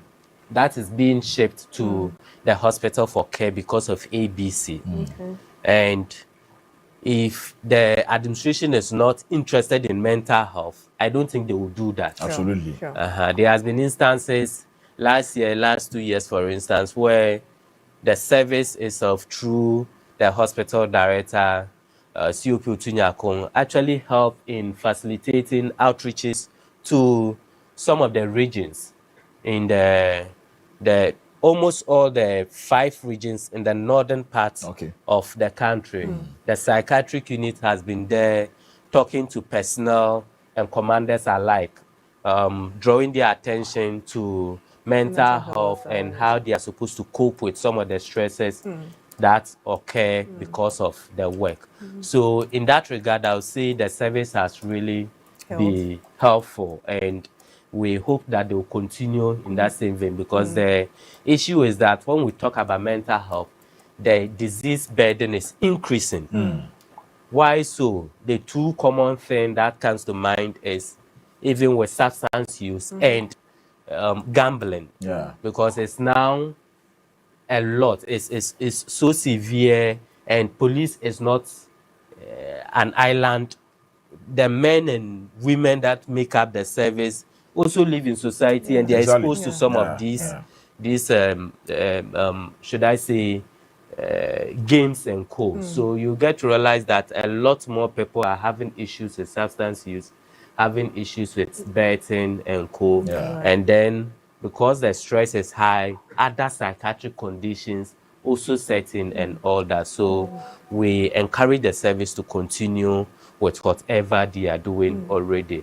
And people, this is not part, but I'll chip it in, especially with personnel. When you go to the districts and you are talking to them, there have been districts in the, I think somewhere in the Kintampo, a lady got up after a talk, a mental health talk, was like, oh, she has had this problem. She was very blunt, and the others started laughing. So after the talk, I actually talked to others, and they said they knew her to have a mental health challenge, but they just didn't know how to help. But her own was that she never came to the hospital because she thought once she comes to the hospital, we will report her to headquarters and she will be boarded or dismissed. Sally, you know. The stigma thing. So it's all about the stigma. It's not like that. So personnel are encouraged, if they have any issue that is bordered on mental health, they are encouraged to come to the hospital.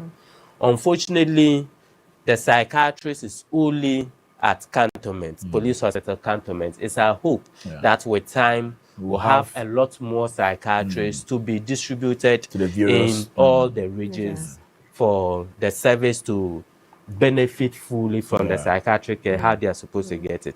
But for now, what we encourage is that when you have any challenge as a personnel, please feel free and come to the hospital, because it's just like any other condition. I don't think someone is boarded or taken out of the service because they have hypertension or because they have diabetes or because they have asthma. In that same regard, mental health is a disease. So once you have a challenge, please come to the hospital and you'll be taken care of with fully confidential. No one is going to divulge any information to any commander or whatever. Sometimes, because we want to protect you and help you, we may give some information, not necessarily health information, but guide commanders as to how they treat you or the kind of duty they give you to help you yourself. I hope you get me, but it's not about taking you out of the service. So personnel should feel free and come to the hospital whenever they have any challenge. Doc, I'm grateful you have given clarity on this particular subject. You know, and that in fact, I mean, that even goes a long way to, in fact, answer my next question, whether police officers who are, you know, entangled within the web of mental challenges, how do they come forward to report themselves at the hospital?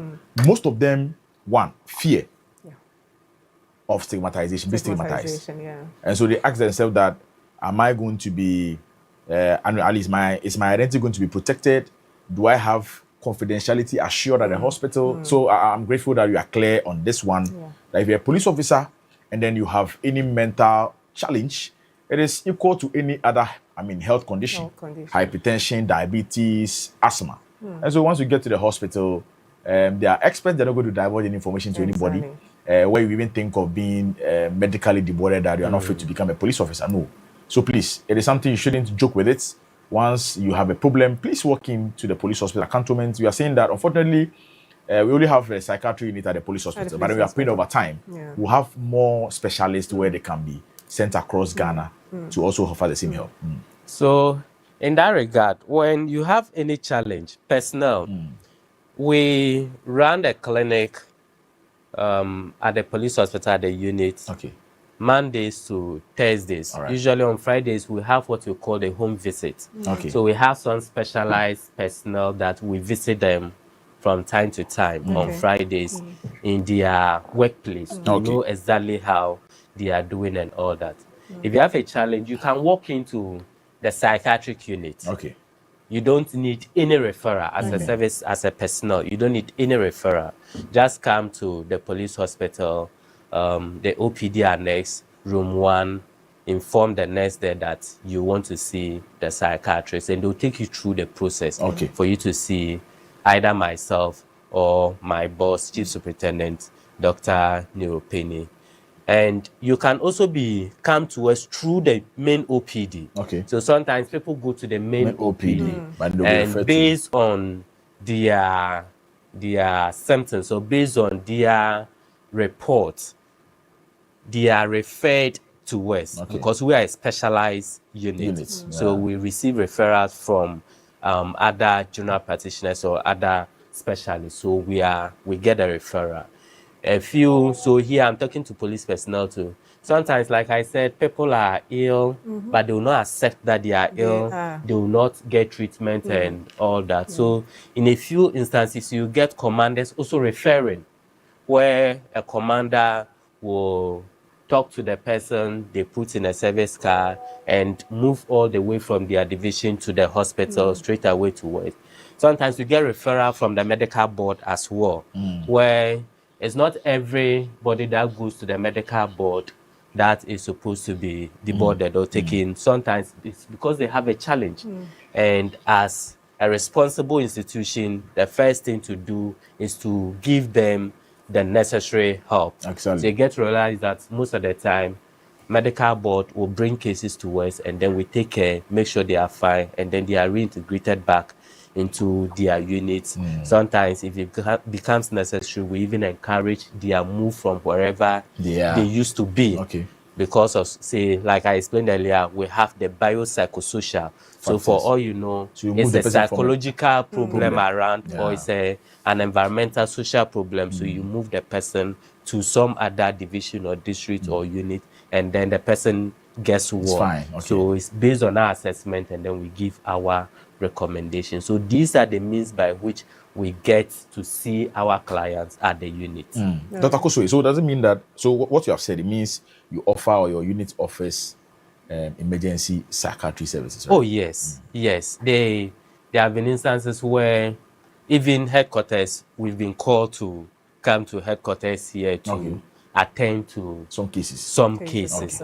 So whenever there is an emergency, we usually get the information, and then we mobilize and then pick the individual up, give the necessary counseling or medication if it's necessary. Sometimes it's because of time and where the incident may be occurring, we give the appropriate guidance as to where they go. I'll give you an instance where there was a case. This is even not a police personnel, but a suspect who was having challenges whilst in cells somewhere in the Ashanti region.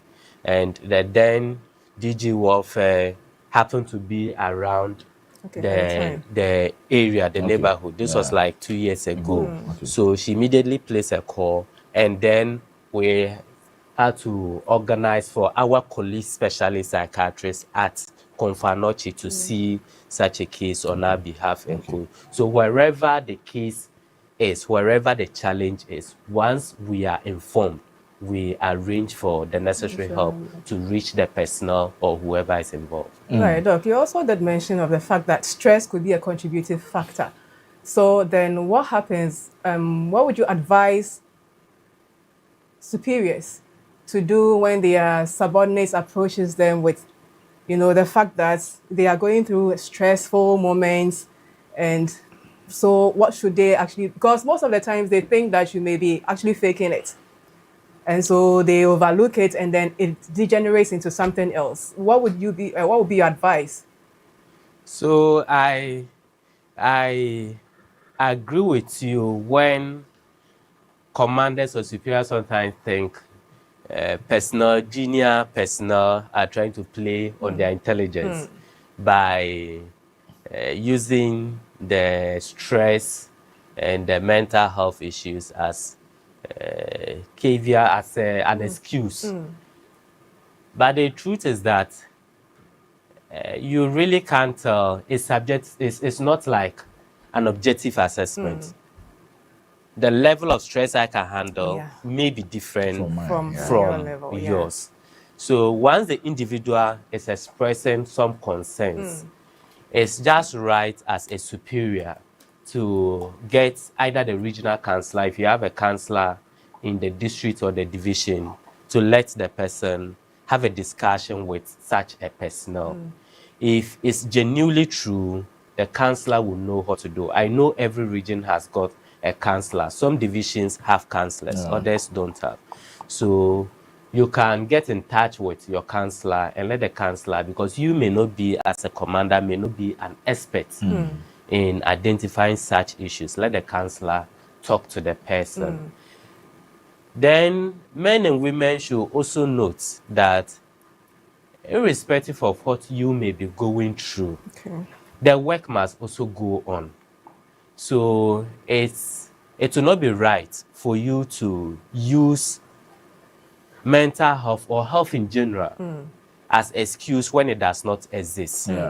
Because if the problem is not there and you are calling for it, when it comes, no one will listen to you. I hope you get me. So that is one thing I will also tell men and women in uniform. As for the commanders, I know for sure that there has been times, and even as we speak, my boss, Chief Superintendent Europeni, is having discussions with medical directors, to see whether there could be a meeting with police management board so that she'll have a presentation. This is something she has been doing every now and then. So to have a date with them, and then they could talk about mental health and all that. And there have been instances where she actually talked to conference of regional commanders, talked to some commanders, unit commanders and all that. So she has been doing that every now and then so that they will know that mental health is real and it could affect their personnel. Let's face the truth. Our head IGP may give the command today, but the last person executing the command, if the person is not in the right frame of mind, it will be an indictment on IG, simply because the person will not execute it as expected. And the general public will now turn to police. That police do not do its work well. So it's just right that we make sure that every personnel is right in the mind, has the right mental health, so that at least whatever we want as a service to be done will be done as expected. Right. Okay, right. Very soon we'll be bringing an end to our conversation, but before we even touch on the Purple Month, we've received some messages on our WhatsApp platform. Let me use this opportunity, and then, I think there are questions. Let me read them out to you. Doc, once you are here, you will help me do justice to them. All right, so this message is coming from King Ado. King Ado says that doesn't mean that those engaging in betting have mental health problems. If then, almost 80% of the youth have mental health issues. So, Diego. So I never said those betting are having the investors. I'm not saying the investors are having mental health challenge. However, there is a line that you shouldn't cross, and that is when you become dependent, addicted to it. Comes in, right? I hope you get me. So we have instances where people take loan to feed their gambling behavior. Absolutely. So once you are doing that, then it means there's a challenge. Absolutely. When you can't save anything and you are always looking up for your salary alert so you can get money to bet. Yeah. So once you are into the betting or the investment and you are unable to stop, then it's a problem. Okay. Once the betting is taking a chunk of your time and you are unable to concentrate on your work, it's a challenge. Okay. Once you yourself accept that the betting is causing some discomfort, either psychological, physical, or social, people are talking about it because they know this is what you do, and you accept it's a challenge, but you are unable to stop. You still cannot go a Premier League weekend without betting. Then know that there is a challenge. Okay. And that is where I am concerned. That is what I am concerned about as a mental health practitioner. So yes, once you're 18 and above, the law will allow you to bet, but that is why whenever the betting adverts are going on, they add that you should bet responsibly. Yeah. So once it's no longer That is a caveat. responsible and you are having challenges in life because of the betting, then it's an addiction and you have to stop. You have to get professional help. Very well. So, Doc, you're saying that basically once addiction sets in, it is highly contingent. Exactly. And you have mental challenge. Right. I So, have one Kinado. coming- Okay. I have one coming in from Esther Intiriwa. Okay. She would want to know that if a broken heart can also cause mental health problem. Yes, please. So if you remember, I talked about the biopsychosocial factors and psychological. So psychological issues, of which trauma, abuse, low self-esteem, broken heart, losing sudden change in your routines or sudden change in your mood. So losing a loved one, losing a relative, and all that. So losing someone does not necessarily mean the person is dead. The breaking of the relationship. Exactly, So it can all lead you to have mental health issues. So sometimes it's not necessarily the cause, but it's a factor that contributes. Okay. So with ours as psychiatrists, you want me to go into like details. We have some 4 P's. Yeah. So some perpetuate, some are actually facilitating and all that. So it may not be the cause. There may be an underlying challenge. And then the relationship will just come and blow things up. I hope you get me. Sometimes the relationship, the breakage of this relationship, the broken heart itself could be the trigger to you having a depression or any other mental health challenge. Absolutely. So yes, she's right. Relationship breakups can lead to mental health challenges. Right. So Imalo Entry is watching us from Australia. He's asking a question. He says, is the doctor a police officer? I thought all those working at the hospital are police officers. So I'm not so Entry. So to demystify that misconception. Even with police itself, what I know is that headquarters, you have civilian employees. So it's not everybody in the hospital who is a police officer. But let's leave the door open. Who knows next? Probably I will be one in the near future. Hopefully. So, Mr. Entry, you are watching us live from Australia, and so that is the response from Doc Kosoi. The last question is from Felix of Kotoku. Felix is asking, can sex addiction also be classified as mental health challenge? So that's Selassie. Felix. I guess Felix may be in the mental health space. Yes, we have something like that. Okay. Where people prioritize sex over all other life activities. Right. So that is also a challenge. It's not so common, but it exists. So yes, that can also be. Okay. Right. So, Doc, probably let me share a little experience. So, Sergeant Boyton, I at a point was in a stressful moment. Okay. I actually went to the hospital and I told the doctor that I am really stressed. I needed him to possibly give me probably some time off to, come out of. But the doctor himself doubted me and was like, no, it is not a thing that requests or requires you to be given probably some days off to rest. So what I had to do was I had to actually apply for leave. Okay. So I think if you find yourself in that environment and you are open up to taking leave, do take the leave and then go rest. It would help out because you may be going through a phase. You may not necessarily know that this is what is happening. Yes. So if you are fortunate to have leave, do take the leave out. So that's Ado. It's good you've actually raised this concern. Most of the times we feel to ignore the leave due you as a personnel, as a worker, is supposed to take care of some of these things. But people will not schedule their leave well and then just take it anyhow. And later the whole year you get to realize that they are working under stress. Yeah, Doc. So let me interject. I'm sorry for the interjection, but our minds have been drawn to the fact that there is a commissioning ceremony happening live currently at the formed police unit headquarters at the National Police Training School, Depot Tesano, where the Inspector General of Police and members of the Police Management Board are expected to grace the occasion.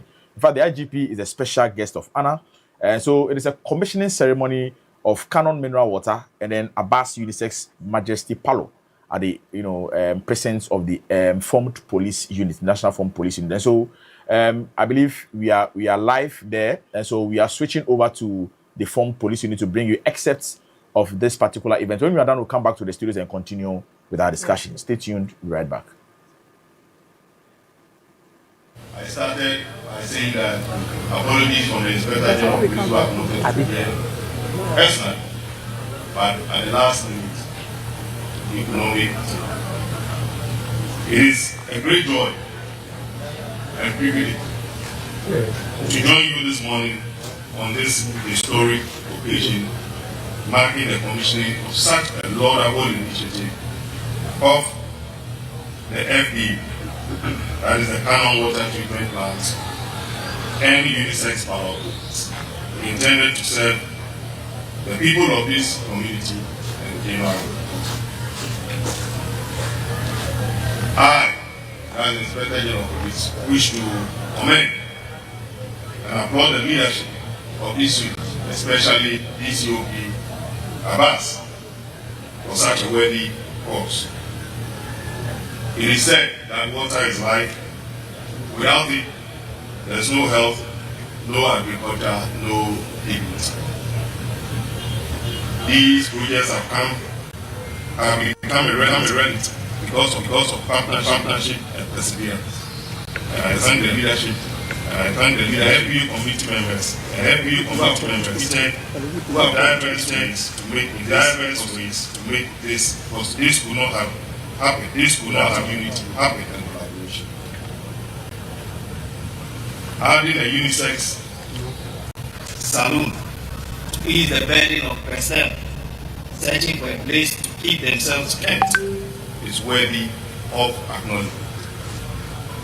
These projects mean more than pipes, taps, and people kept. They mean health, education, employment, unity, and strength. Every household within this community can now access clean, safe water close to their homes. Within our core mandate of maintaining law and order, it is expected of us to integrate community-oriented policing initiatives to promote partnership, foster intelligence gathering, collective crime fighting, among others. This initiative reflects the ideals of community partnership, togetherness, unity in diversity, and development. Ladies and gentlemen, commission is not the end. It is the beginning of our responsibility. water facilities break down not because they are weak, but because they are neglected. I therefore call on the leadership and stakeholders to take ownership and ensure the sustainability of these projects. Let us prove that when the community owns a project, the project serves the community for generations. I urge members of this community to patronize these projects to achieve their intended purpose. Personally, I would also want to thank the Inspector General of Police and the Police Administration for the leadership and support in making this project a reality. Our vision does not stop here. These projects, the foundation for more sanitation facilities, irrigation schemes, and expanded coverage to other regional commands. I wish to once again commend the leadership of this unit for this visionary project and declare this water system and unisex parlor officially commissioned.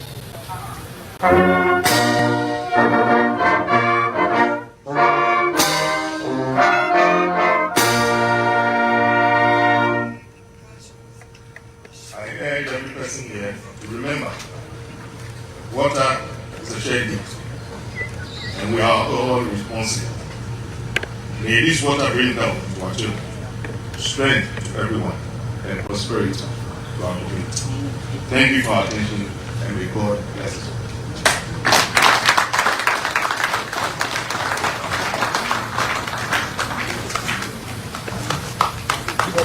Thank you very much. Please let's put our hands together for the Inspector General of Police. Master just mentioned that we read the speech on behalf of the IGP, and so this club we are doing is for the Inspector General of Police. I think we can do it better on that.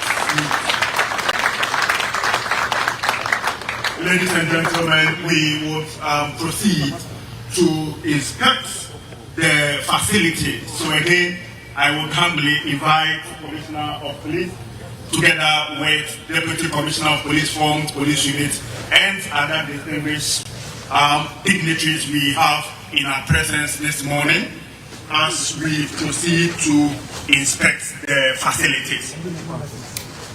Let me say that if you have just arrived here at the Formed Police Unit, you are witnessing the commissioning of the Formed Police Unit, Canon Mineral Water, as well as the barbering and the dressing saloon.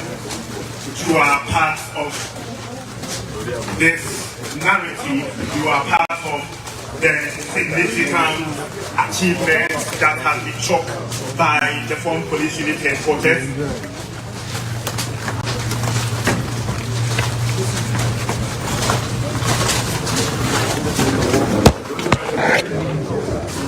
This is the machine that we call it reverse osmosis.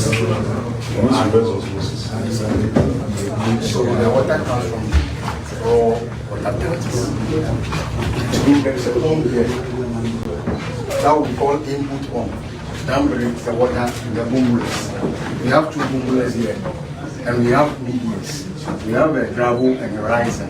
And we have a gravel activated carbon and sand. So through the boomless, all that sedimentation, through the boomless, we have a filter, two filter pieces here. That also do filtration. And from there, through the membrane, this is what we call a membrane. We have two membranes. So through the membranes, to the final destination, to the clean filtered water tanks. Are you aware you are close to producing bottled water? Very close, sir.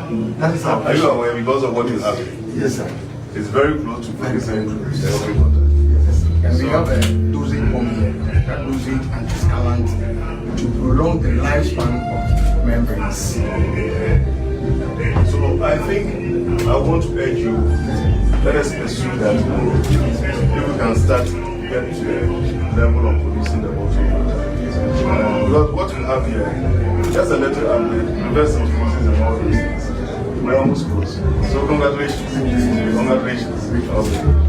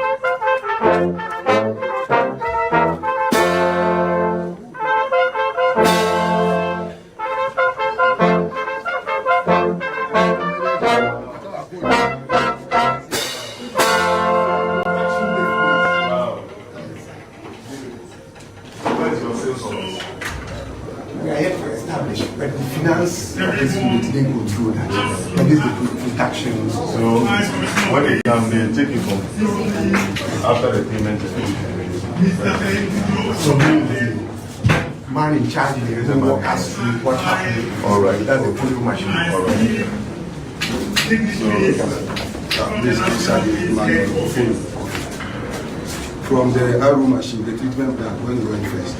The total is another tank over there. You want to confuse us? Arrow, reverse of So now we take the water from here, from the tank, we have a pump. Now we take it from here. So even from the arrow, it goes through filtration again? Yes, sir. Yes, sir. It goes through filtration. Then it will come here. Then this UV light, you have the light inside. If there's any bacteria or anything, it traces there. Then this machine, you have a UV bulb from the rubber. It's also kill any bacteria on it. So when you on it, when you watch it, maybe when you sleep, you cannot open your eye because it's very effective to the eye. So how do you protect your eye against it? No, when you want to go there, you off it for here, then you go there. All right. So it works, then it comes here. We can operate it for you to know how it works. And the inspection.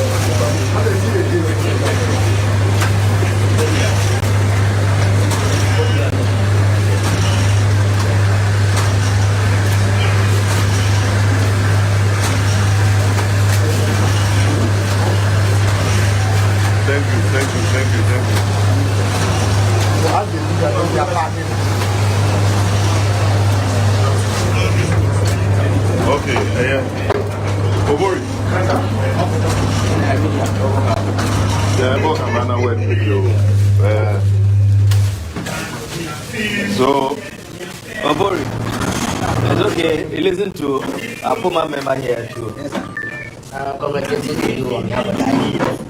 You have started well. You feel for this and then become the best. And other plans are in place. I know you are going to move from here to other things. IGP says that you go. And I guess like we drank on his behalf, we are. But cinema will indicate that it is perfect. Yeah, it's correct. It's the best in town now. Keep this standard. Don't come down. If anything at all. We are giving 50 to Puma members before you leave, put it in the bag so that all Puma members will enjoy it. Yes, they will enjoy it. Yes, they will enjoy it. The maintenance. Yeah. The maintenance. And these are the certificates I was talking about. Every time they come for inspection, they would like to look at these certificates. All right. One from the Office of the Registrar of Companies. And then this one is the Suitability Health Certificates. And then this is the main one, Food and Drugs Authority. So we have this when we operate. And it's renewable. Yeah, it's renewable. Every year. Every year. Every year. Yes, sir. So this one, a different maintenance. So different maintenance. Not our culture maintenance. Yes. This one, keep it well. Yes, sir. Well done. Thank you, sir.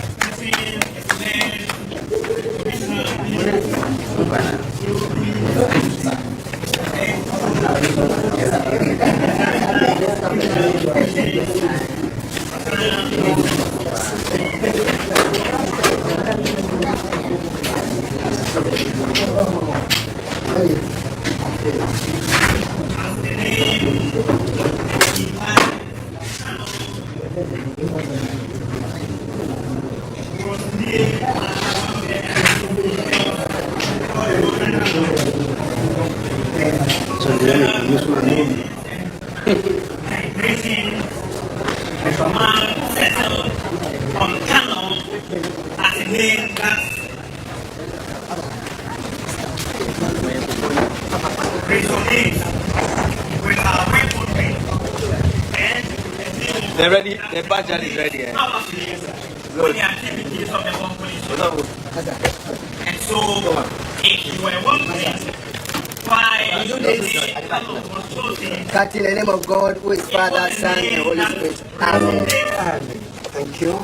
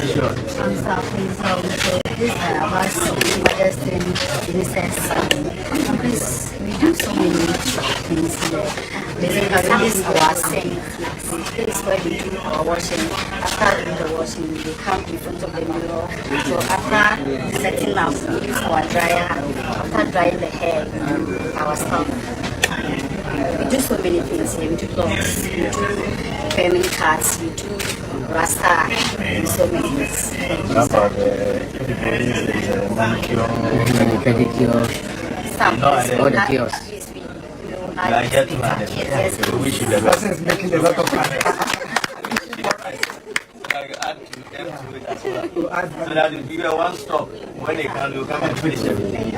All right. Thank you. Thank you. Thank you so much. All the best. I will visit the barbering shop.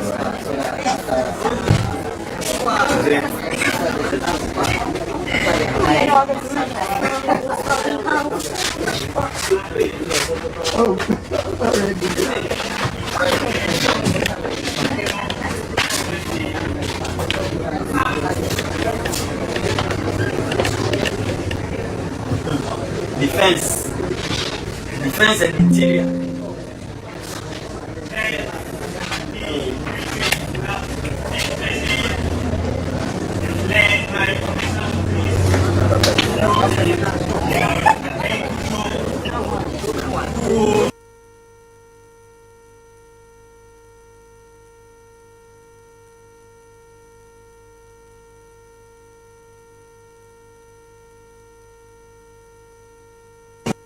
Director General of Operations and the National Police Headquarters.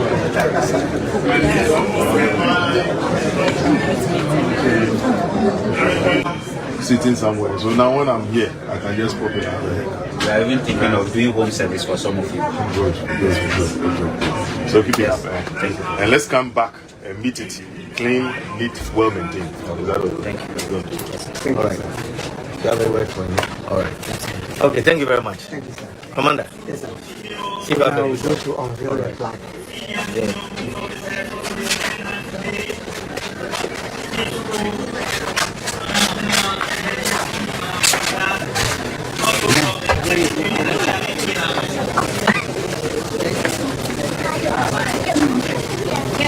Present at the salon is over. Team currently doing the unveiling. So we unveil this flag. God love.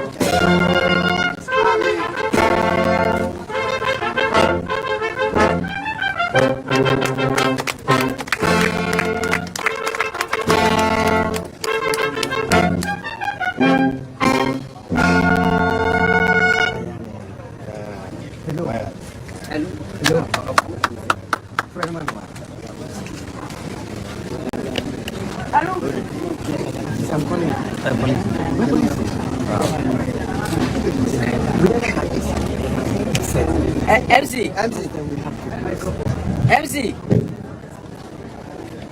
have to read. It's gonna read.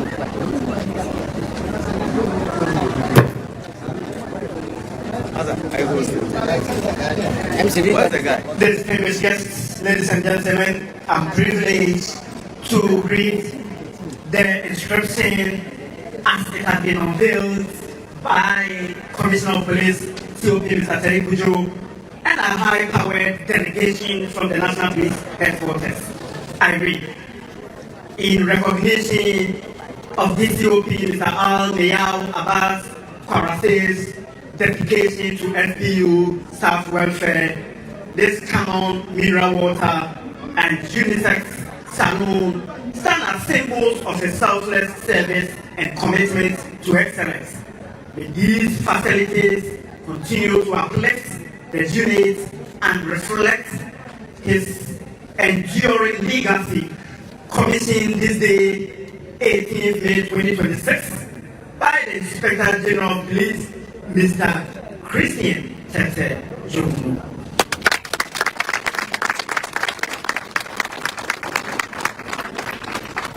Thank you very much, distinguished guests. The unveiling has been done and the project has been successfully commissioned under the able leadership or under the overall leadership of the Inspector General of Police. This time we would once again welcome our high-powered delegation to resume their feet as we prepare to take a vote of thanks. Shall we give the team a clap offering, ladies and gentlemen? Please, let's do it better. We can do it better. Right? Let's please take our seats before I invite Superintendent of Police, Dr. Christabel, to give us the vote of thanks. Please take your seats. Take your seats. Again, I'm very humbled to invite Superintendent of Police, Dr. Christabel Diana Ofori Atta, to give us the vote of thanks.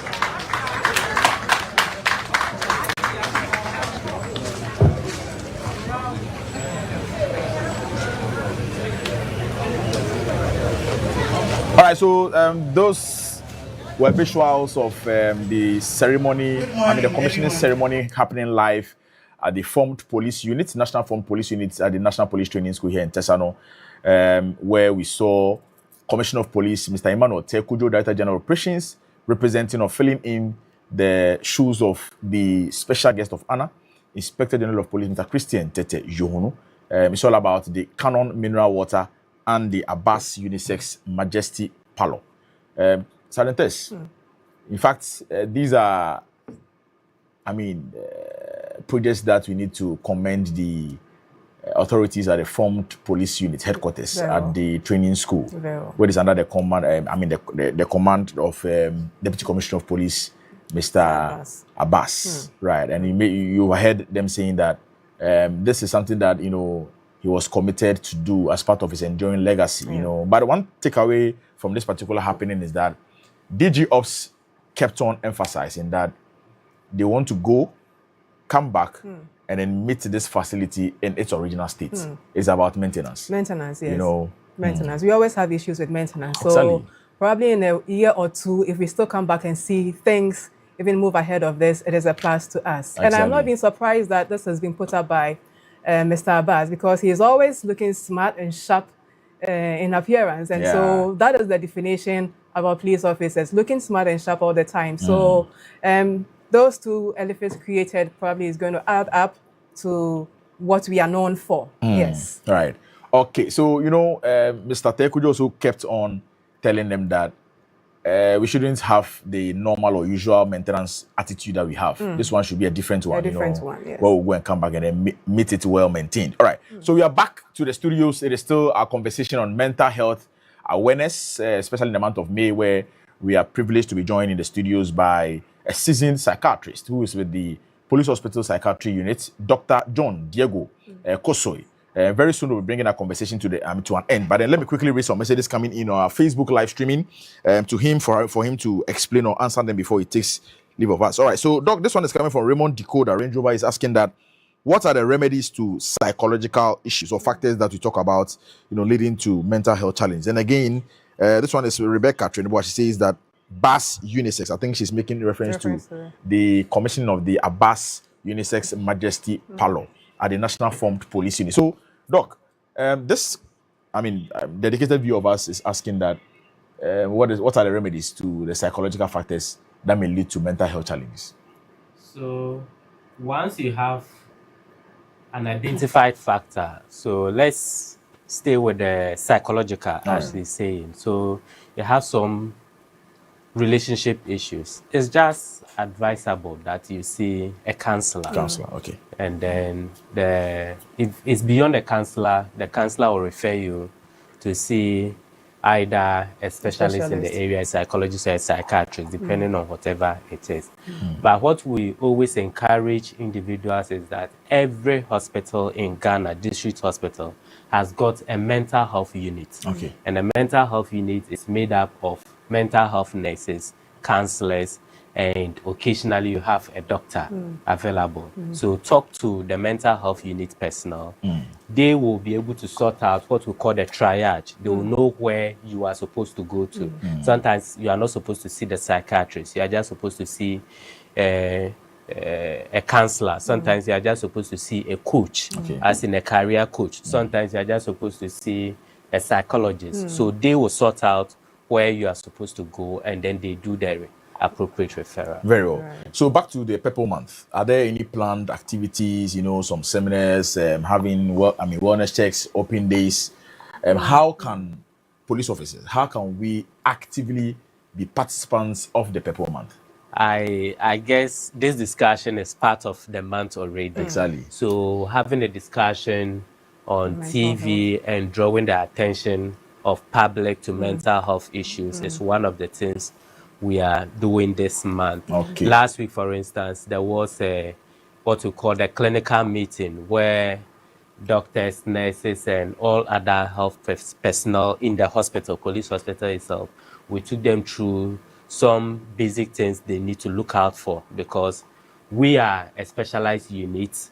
Our unit is just a small portion of the hospital. By then, you have general practitioners meeting tens and thousands of people every now and then. So if you don't keep refreshing their mind on things to look out for, people may pass through the system without getting mental health care. So we had that discussion last week, which was one of the things we did for the month.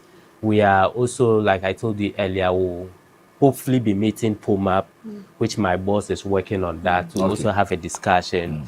And if you talk to the head, it's assumed you've talked to the general population. Someone said if you want to talk to God, talk to the wind. Exactly. So it will get down, it will trickle down. But the most important thing is that we most likely resume the regional mental health awareness, where we will go to the other regions, remaining regions, and then I know my boss is also drafting a proposal to services and welfare through the hospital director, where we may have to run what we called the mobile psychiatric clinics in the other regions.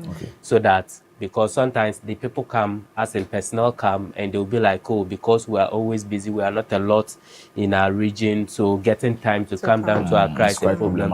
But if we have dedicated days within the month, so maybe a week every quarter or every month, that you dedicate running the psychiatric clinic in other regions, so that they don't have to travel the long distance. That is what we are looking at doing, to permanently take mental health to the doorsteps of the men and women in uniform. Right. I have a question from Nkansa Nanakujo.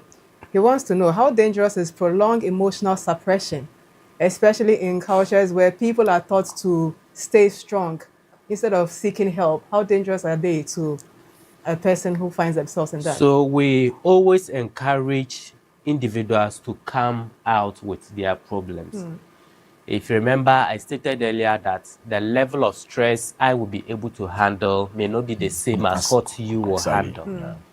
We grew up, or we have a culture where silence is perceived to be machoism, or is perceived to be being strong.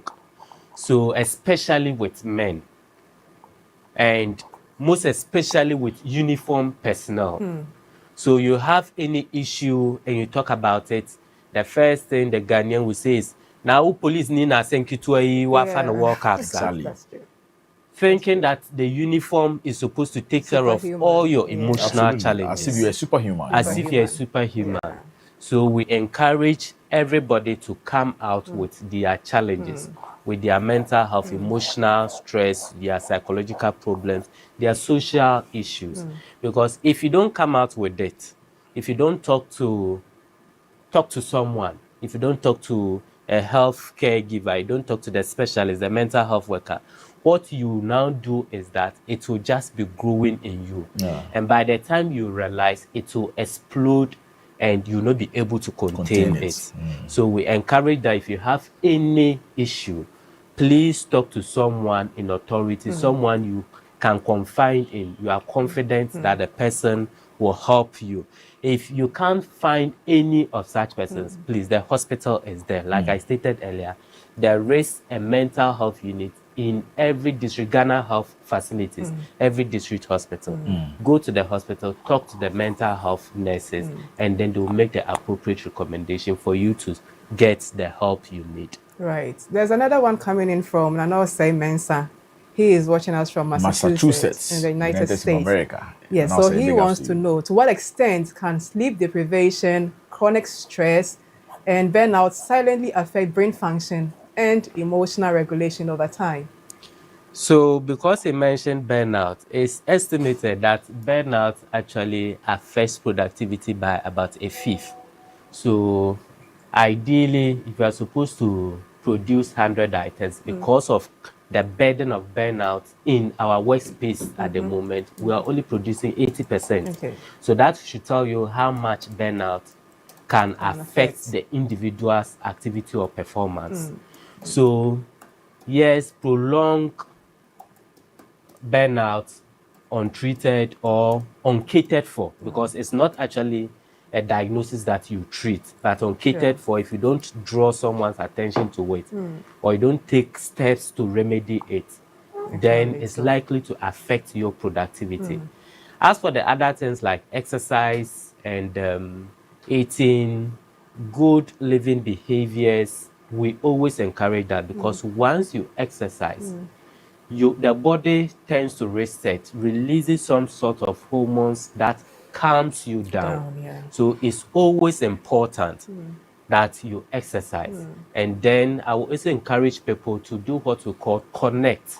Okay. Talk to people, All right. make friends, and then share. Yes, we know in this current world age, you find it difficult divulging your personal information to other people, but at least talk to people. If the people are even not around you, like physically around you, you have friends that you can talk to on phone, you can chat on WhatsApp, talk to people.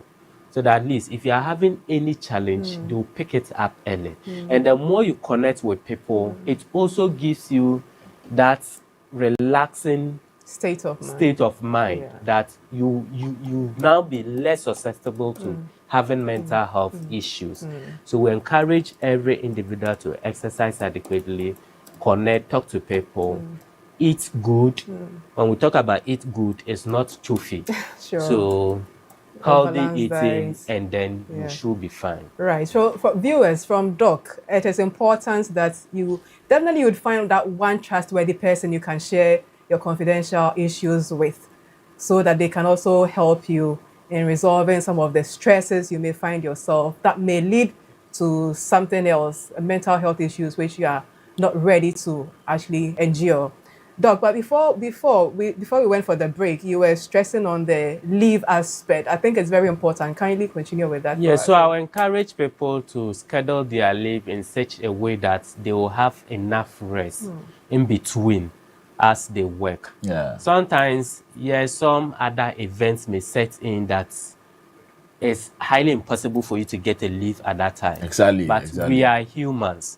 That's why we always encourage commanders as well. So a commander or a good leader is one that will identify that this person is going through a challenge, and then you may give some sort of compassionate, some kind of leave and arrangement. Sometimes it may not be a full leave, but you just change the schedule of the person, and then it reduces the burden on these individuals. It goes a long way in helping. But sometimes the truth is that some individuals, from what I've experienced so far, are also so greedy. They know very well that this is the kind of work I'll be doing in the year, and they will still take a leave skewed towards being, should I say, they are being greedy, ignoring that there will be pressure on other co-workers, and then they will always be fighting for their own. Please know that whatever is not good for you psychologically is equally not good for the other person. So when you are trying to excuse your work from the workplace, know that you may be pushing another worker into a state of anxiety, depression, or burnout. We should be guided in how we treat others at the workplace. Yeah, because Teresa, in your case, it is even, you were lucky that you had the opportunity to go on leave. But if you had, gone on your leave already, and then you still feel that you are stressed, I believe the doctor or the practitioner you went to should have been able to devise a means of helping you out. But then for you to be left at the mercy of the weather was something. Thankfully, I had the leave, so I think it's resolved. So in the event where you couldn't have access to leave, what would have done? Probably you could have still gone to the psychologist and then or the psychiatrist will talk to you and they will prescribe the appropriate therapy. It may not necessarily be leave, but we'll take you through therapy that you'll be able to manage your time and the work stress. Right. So, Doc, I have a message from Nanekia, which is directed to you. Nanekia is watching us from Goso in the Bono region. She says that the doctor in your studio looks calm and knowledgeable. Please, is he married? I think Doc, you have a missed call here. Nanekia wants to find out if Doc is married. I think Nanekia so. Is I'm married. All right. Okay. I'm married, but free to talk to every patient or every client that needs my help. All right. All right. So Nanekia, that is it from Doc. Doc is saying that he's married, but then he's free to talk to any patient. So if you're coming to him, it should be about your mental health situation. Nothing more, nothing less. All right. So Doc, finally, give us your final words to your audience, police officers, the general public. Everybody. So all I will say is once you have a brain in your head that you think you are not immune to having a mental health issue. Once you have relatives, you have family and friends you are not immune to mental health. Why I use these two things is that it's the brain, the functionality of the brain, a derangement in it, that is mental health problem. So once you have the brain, then it means the negative can occur. A derangement in its function can occur. The same way, once you have relatives, you can receive a call today, and then you'll be informed that your child was knocked down whilst crossing the road to school. And then it can throw you off gear when it comes to your mental state. So once you have relatives, you are not immune to mental health conditions. So please let's note that it's closer to us than we usually envisage or think of it. We are all not immune. We can fall sick. We should help each other. And then to police, please, the psychiatric unit of Ghana Police Hospital is there for you, is there for your relatives. If you have any challenge, come. Be rest assured that it will be confidential. You have your data protected and you won't be taken out of service because you are ill. And to the hierarchy of the service, I will encourage that we recruit more psychiatrists and mental health workers so that all the regions will have nurses and doctors. If not all the regions, at least we should have some in the central area, which is the Kumasi, the Patase Hospital. We have some in Tamale, which is the new hospital coming up, to serve the different regions of the country. All right. So thank you so much, Doc. But then my producer just told me that right after the show, there are some officers at the Public Affairs Directorate who will be bringing to the psychiatry unit, you know.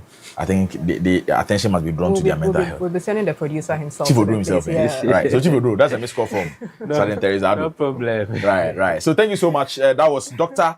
John Diego Kosoi, seasoned psychiatrist at the police hospital, telling us what mental health is all about, especially where we are in the Purple Month, a month that has been dedicated for awareness creation and then intensification of publicity on the need to pay attention to your mental health. And so we are going for another break. When we return from the break, it will be time for us to celebrate police officers and their loved ones who are celebrating their birthdays in the month of April.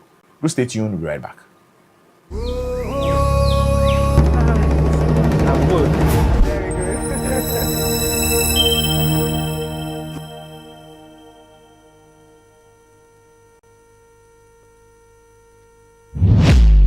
Are you aware an invisible eye is watching you? Have you ever had an altercation with a police officer about a road traffic offense where you felt you were right?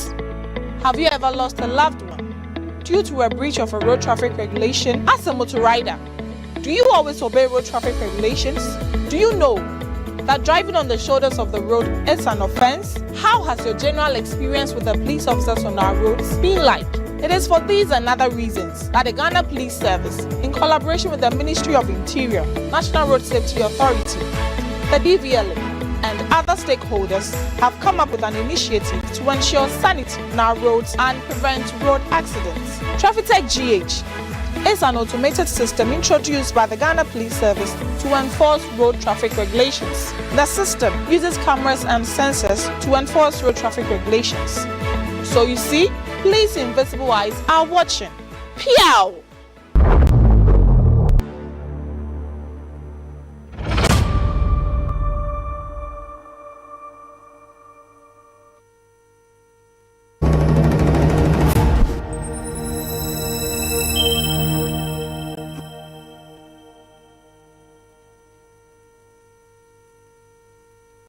Back from that break, and thanks for staying with us. It is still the Safe Star Show on GH Police Television. This is where you stay informed, you stay ahead, you stay safe. We have gotten to one of the most interesting segments on the show, your birthday wishes. It is now time for us to honor, adore, and then commemorate police officers and their loved ones who are born in the month of May as part of their birthday celebration. So we have the first birthday wish going out to Chief Inspector Francis Intija. Chief Inspector Francis Intija works at the transport units here at the National Police Headquarters. This one's coming from Sergeant Yabuatin. And then all of us here at the Public Affairs Directorate. Our message is that we are wishing you a fantastic year filled with joy and success. May this year bring you happiness, good health, and many more achievements. Happy birthday to Chief Inspector Francis Intija, Transport Unit, National Police Headquarters. Do have an amazing day, sir.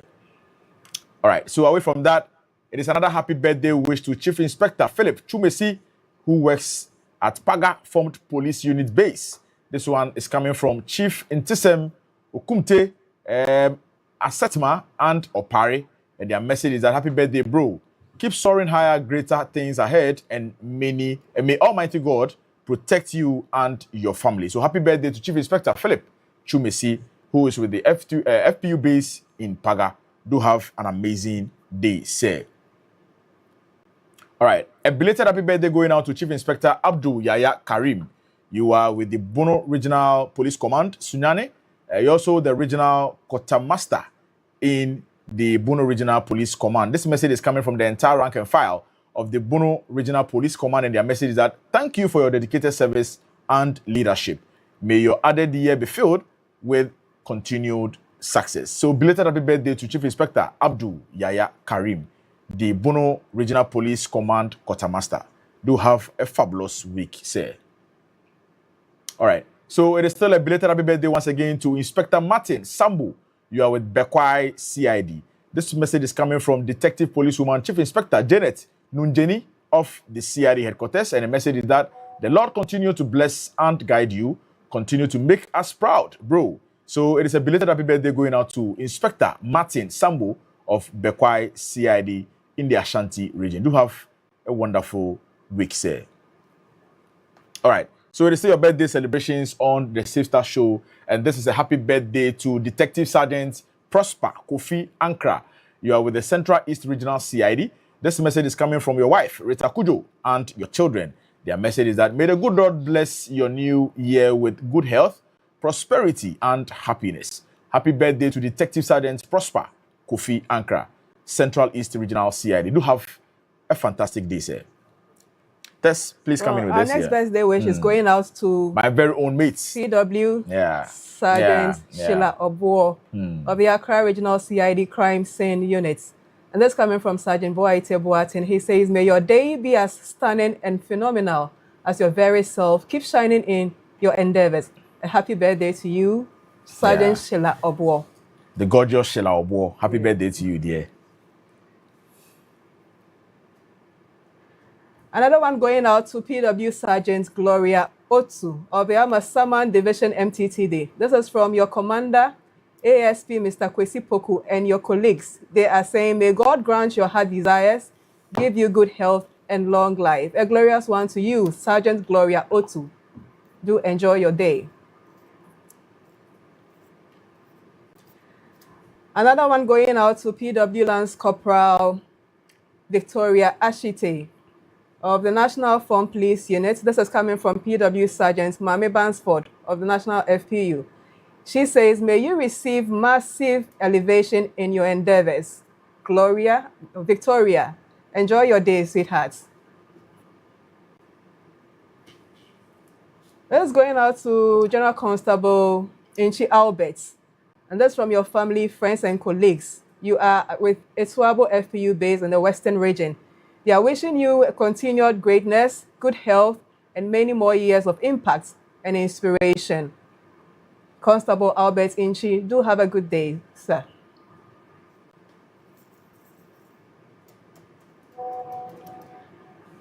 Another birthday wish going out to PW Constable Vanessa Osusafo of the Swami FPU, Ashanti region. This is from PW Chief Inspector Rosemary Kwachemafo. And she says, happy birthday, sis. I am so proud of the woman you are becoming and the effort you are putting into your future. You will definitely be the ish to salute. Enjoy your day, Constable Vanessa Osei-Safo. Another birthday wish going out to Constable Ejapon Prince. This is a belated one from Constable Frempon Yao Akowa and all the Rocky Men 2025. They say, wishing you long life and prosperity, Constable Ejapon Prince of Akrode District, Ahafogoso region.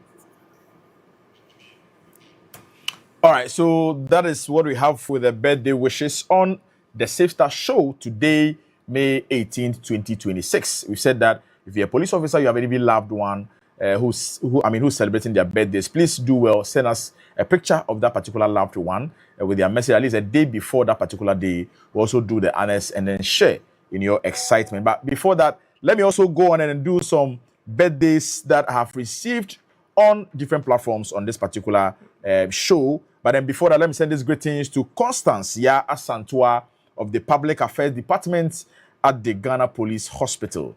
Asantua, we love you. You have been a serious friend and a dedicated, member of this particular project. And so we are sending big shout outs going out to you, Constance Asantua of the Public Affairs Units at the Police Hospital. Right, so it is still the birthdays, and I have a birthday wish going out to Mr. William Ajiman of Smarts in Faku. And this one is coming from your sweet and beautiful wife, Policewoman Chief Inspector Dorothy Bedu of Police Depot Clinic. And so her message is that for all that you do for the children and I, God continue to bless you and keep you. So happy birthday, Hasbi. This one is coming from your dear wife, Policewoman Chief Inspector Dorothy Bedu of Police Depot Clinic to Mr. William Ajiman of Smarts in Faku.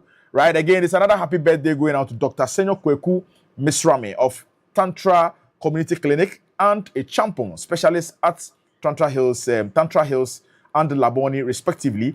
Thank you for your exceptional care, your patience, and the genuine compassion you show to your patients. You don't just treat illnesses, you bring peace of mind and comforts. May this year bring you all the happiness, good health, and fulfillment so you richly deserve. Have a wonderful celebration. This one is from the doctors, nurses, auxiliary staff of both health facilities, and especially from manager Mr. Eugene Kote, Matron Efia, Nurse Linda, and Chief Inspector Priscilla Prepra Nkrumah of PAD.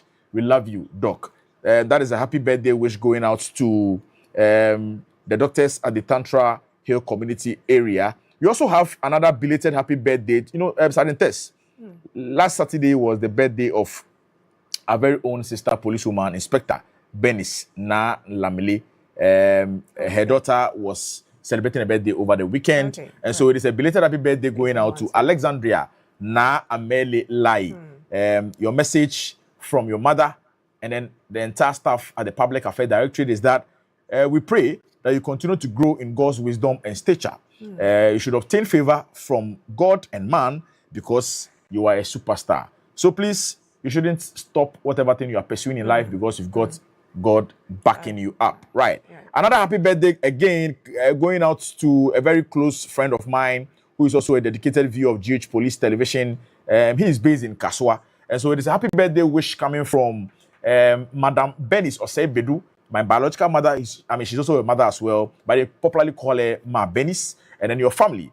You are Josiah Donko. Happy birthday to Josiah Donko. You work with the Ghana Revenue Authority in Sawon branch. Today happens to be your birthday. We pray for God's speed, massive elevation, whatever thing that you are aspiring to achieve in life, and then keep shining in all your endeavors. So happy birthday going out to you, Mr. Josiah Donko. You have the Ghana Revenue Authority in Sawon branch. This message is coming from Ma Benis and your family in Kasua. Again, it is another birthday wish coming from police woman, Inspector Janet Owusu Efriye, who works at the protocol office here at the National Police Headquarters. It is a happy birthday wish to Stephen Owusu Efriye as you celebrate your birthday today. May our good Lord grant you all your heart desires, good health, grace and mercy, and above all, more money. So this is a birthday wish coming from your sister, I believe, policewoman Inspector Janet Owusu Efriye, who works at the protocol office here at the National Police Headquarters. Sergeant Tess, do you have some other birthday wishes from your end? No.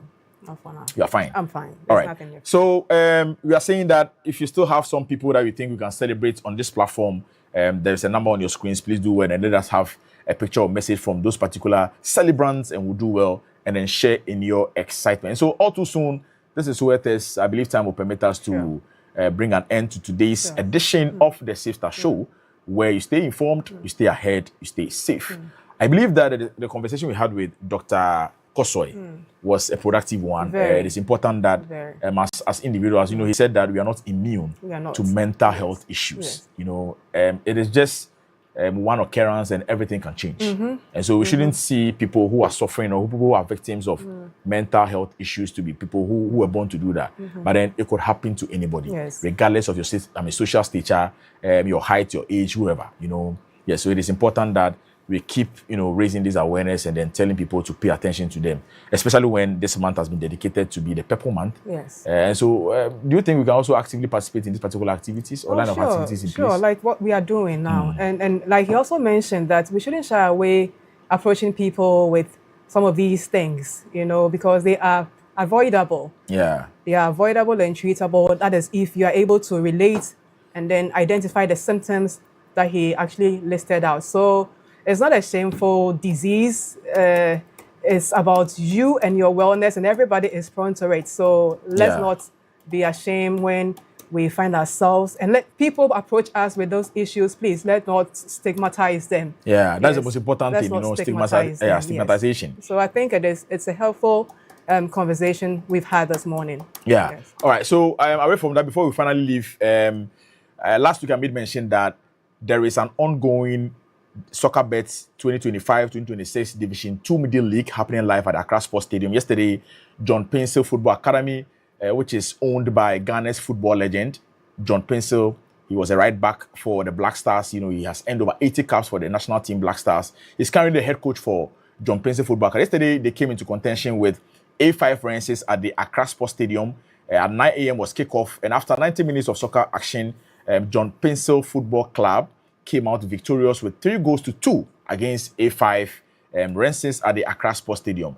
It is a middle league campaign, and so it is continuing. We are hopeful that right after after 30th or 31st of May, this particular month, John Pencil Football Club will gain entry or qualification to participate in the Division 1 League in Ghana. And so that is it with our development on this one was supposed to come in during our sports update, but then it was a late attention that we received on our platform. And so that is it with John Pencil Football Club Academy. Yesterday they won by 3-2. It is still a middle league ongoing, and so their next match will come up. I think this week. Later, when I get the details, I'll finish you with it. And so, thank you so much for being part on today's edition.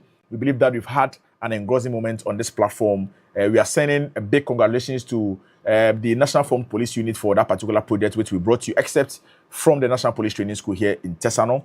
Once again, a mammoth gratitude going out to the Inspector General of Police and members of the Police Management Board. Again, to our very own Director General at the Public Affairs Directorate, Deputy Commissioner of Police, Madam Grace and San Akrofi, and then our staff officer, DSP, Mr. Richmond Mensah, ASP, Mrs. Angela Kumi, in charge social media, and then every Tom, Dick, and Harry who works at the Public Affairs Directorate. Again, I'm extending another big gratitude to our technical team, production team, for the wonderful piece of production to ensure today's program was a success. And then to my very own self, your host, Sergeant Boatin Boaite Yao, and I was supported by my sitting co-host, Policewoman Sergeant Teresa Ado. Until we come your way on Wednesday between the hours of 8 a.m. and then 10 a.m. on the Safe Start Show, keep enjoying the rest of our programs. It is goodbye for now.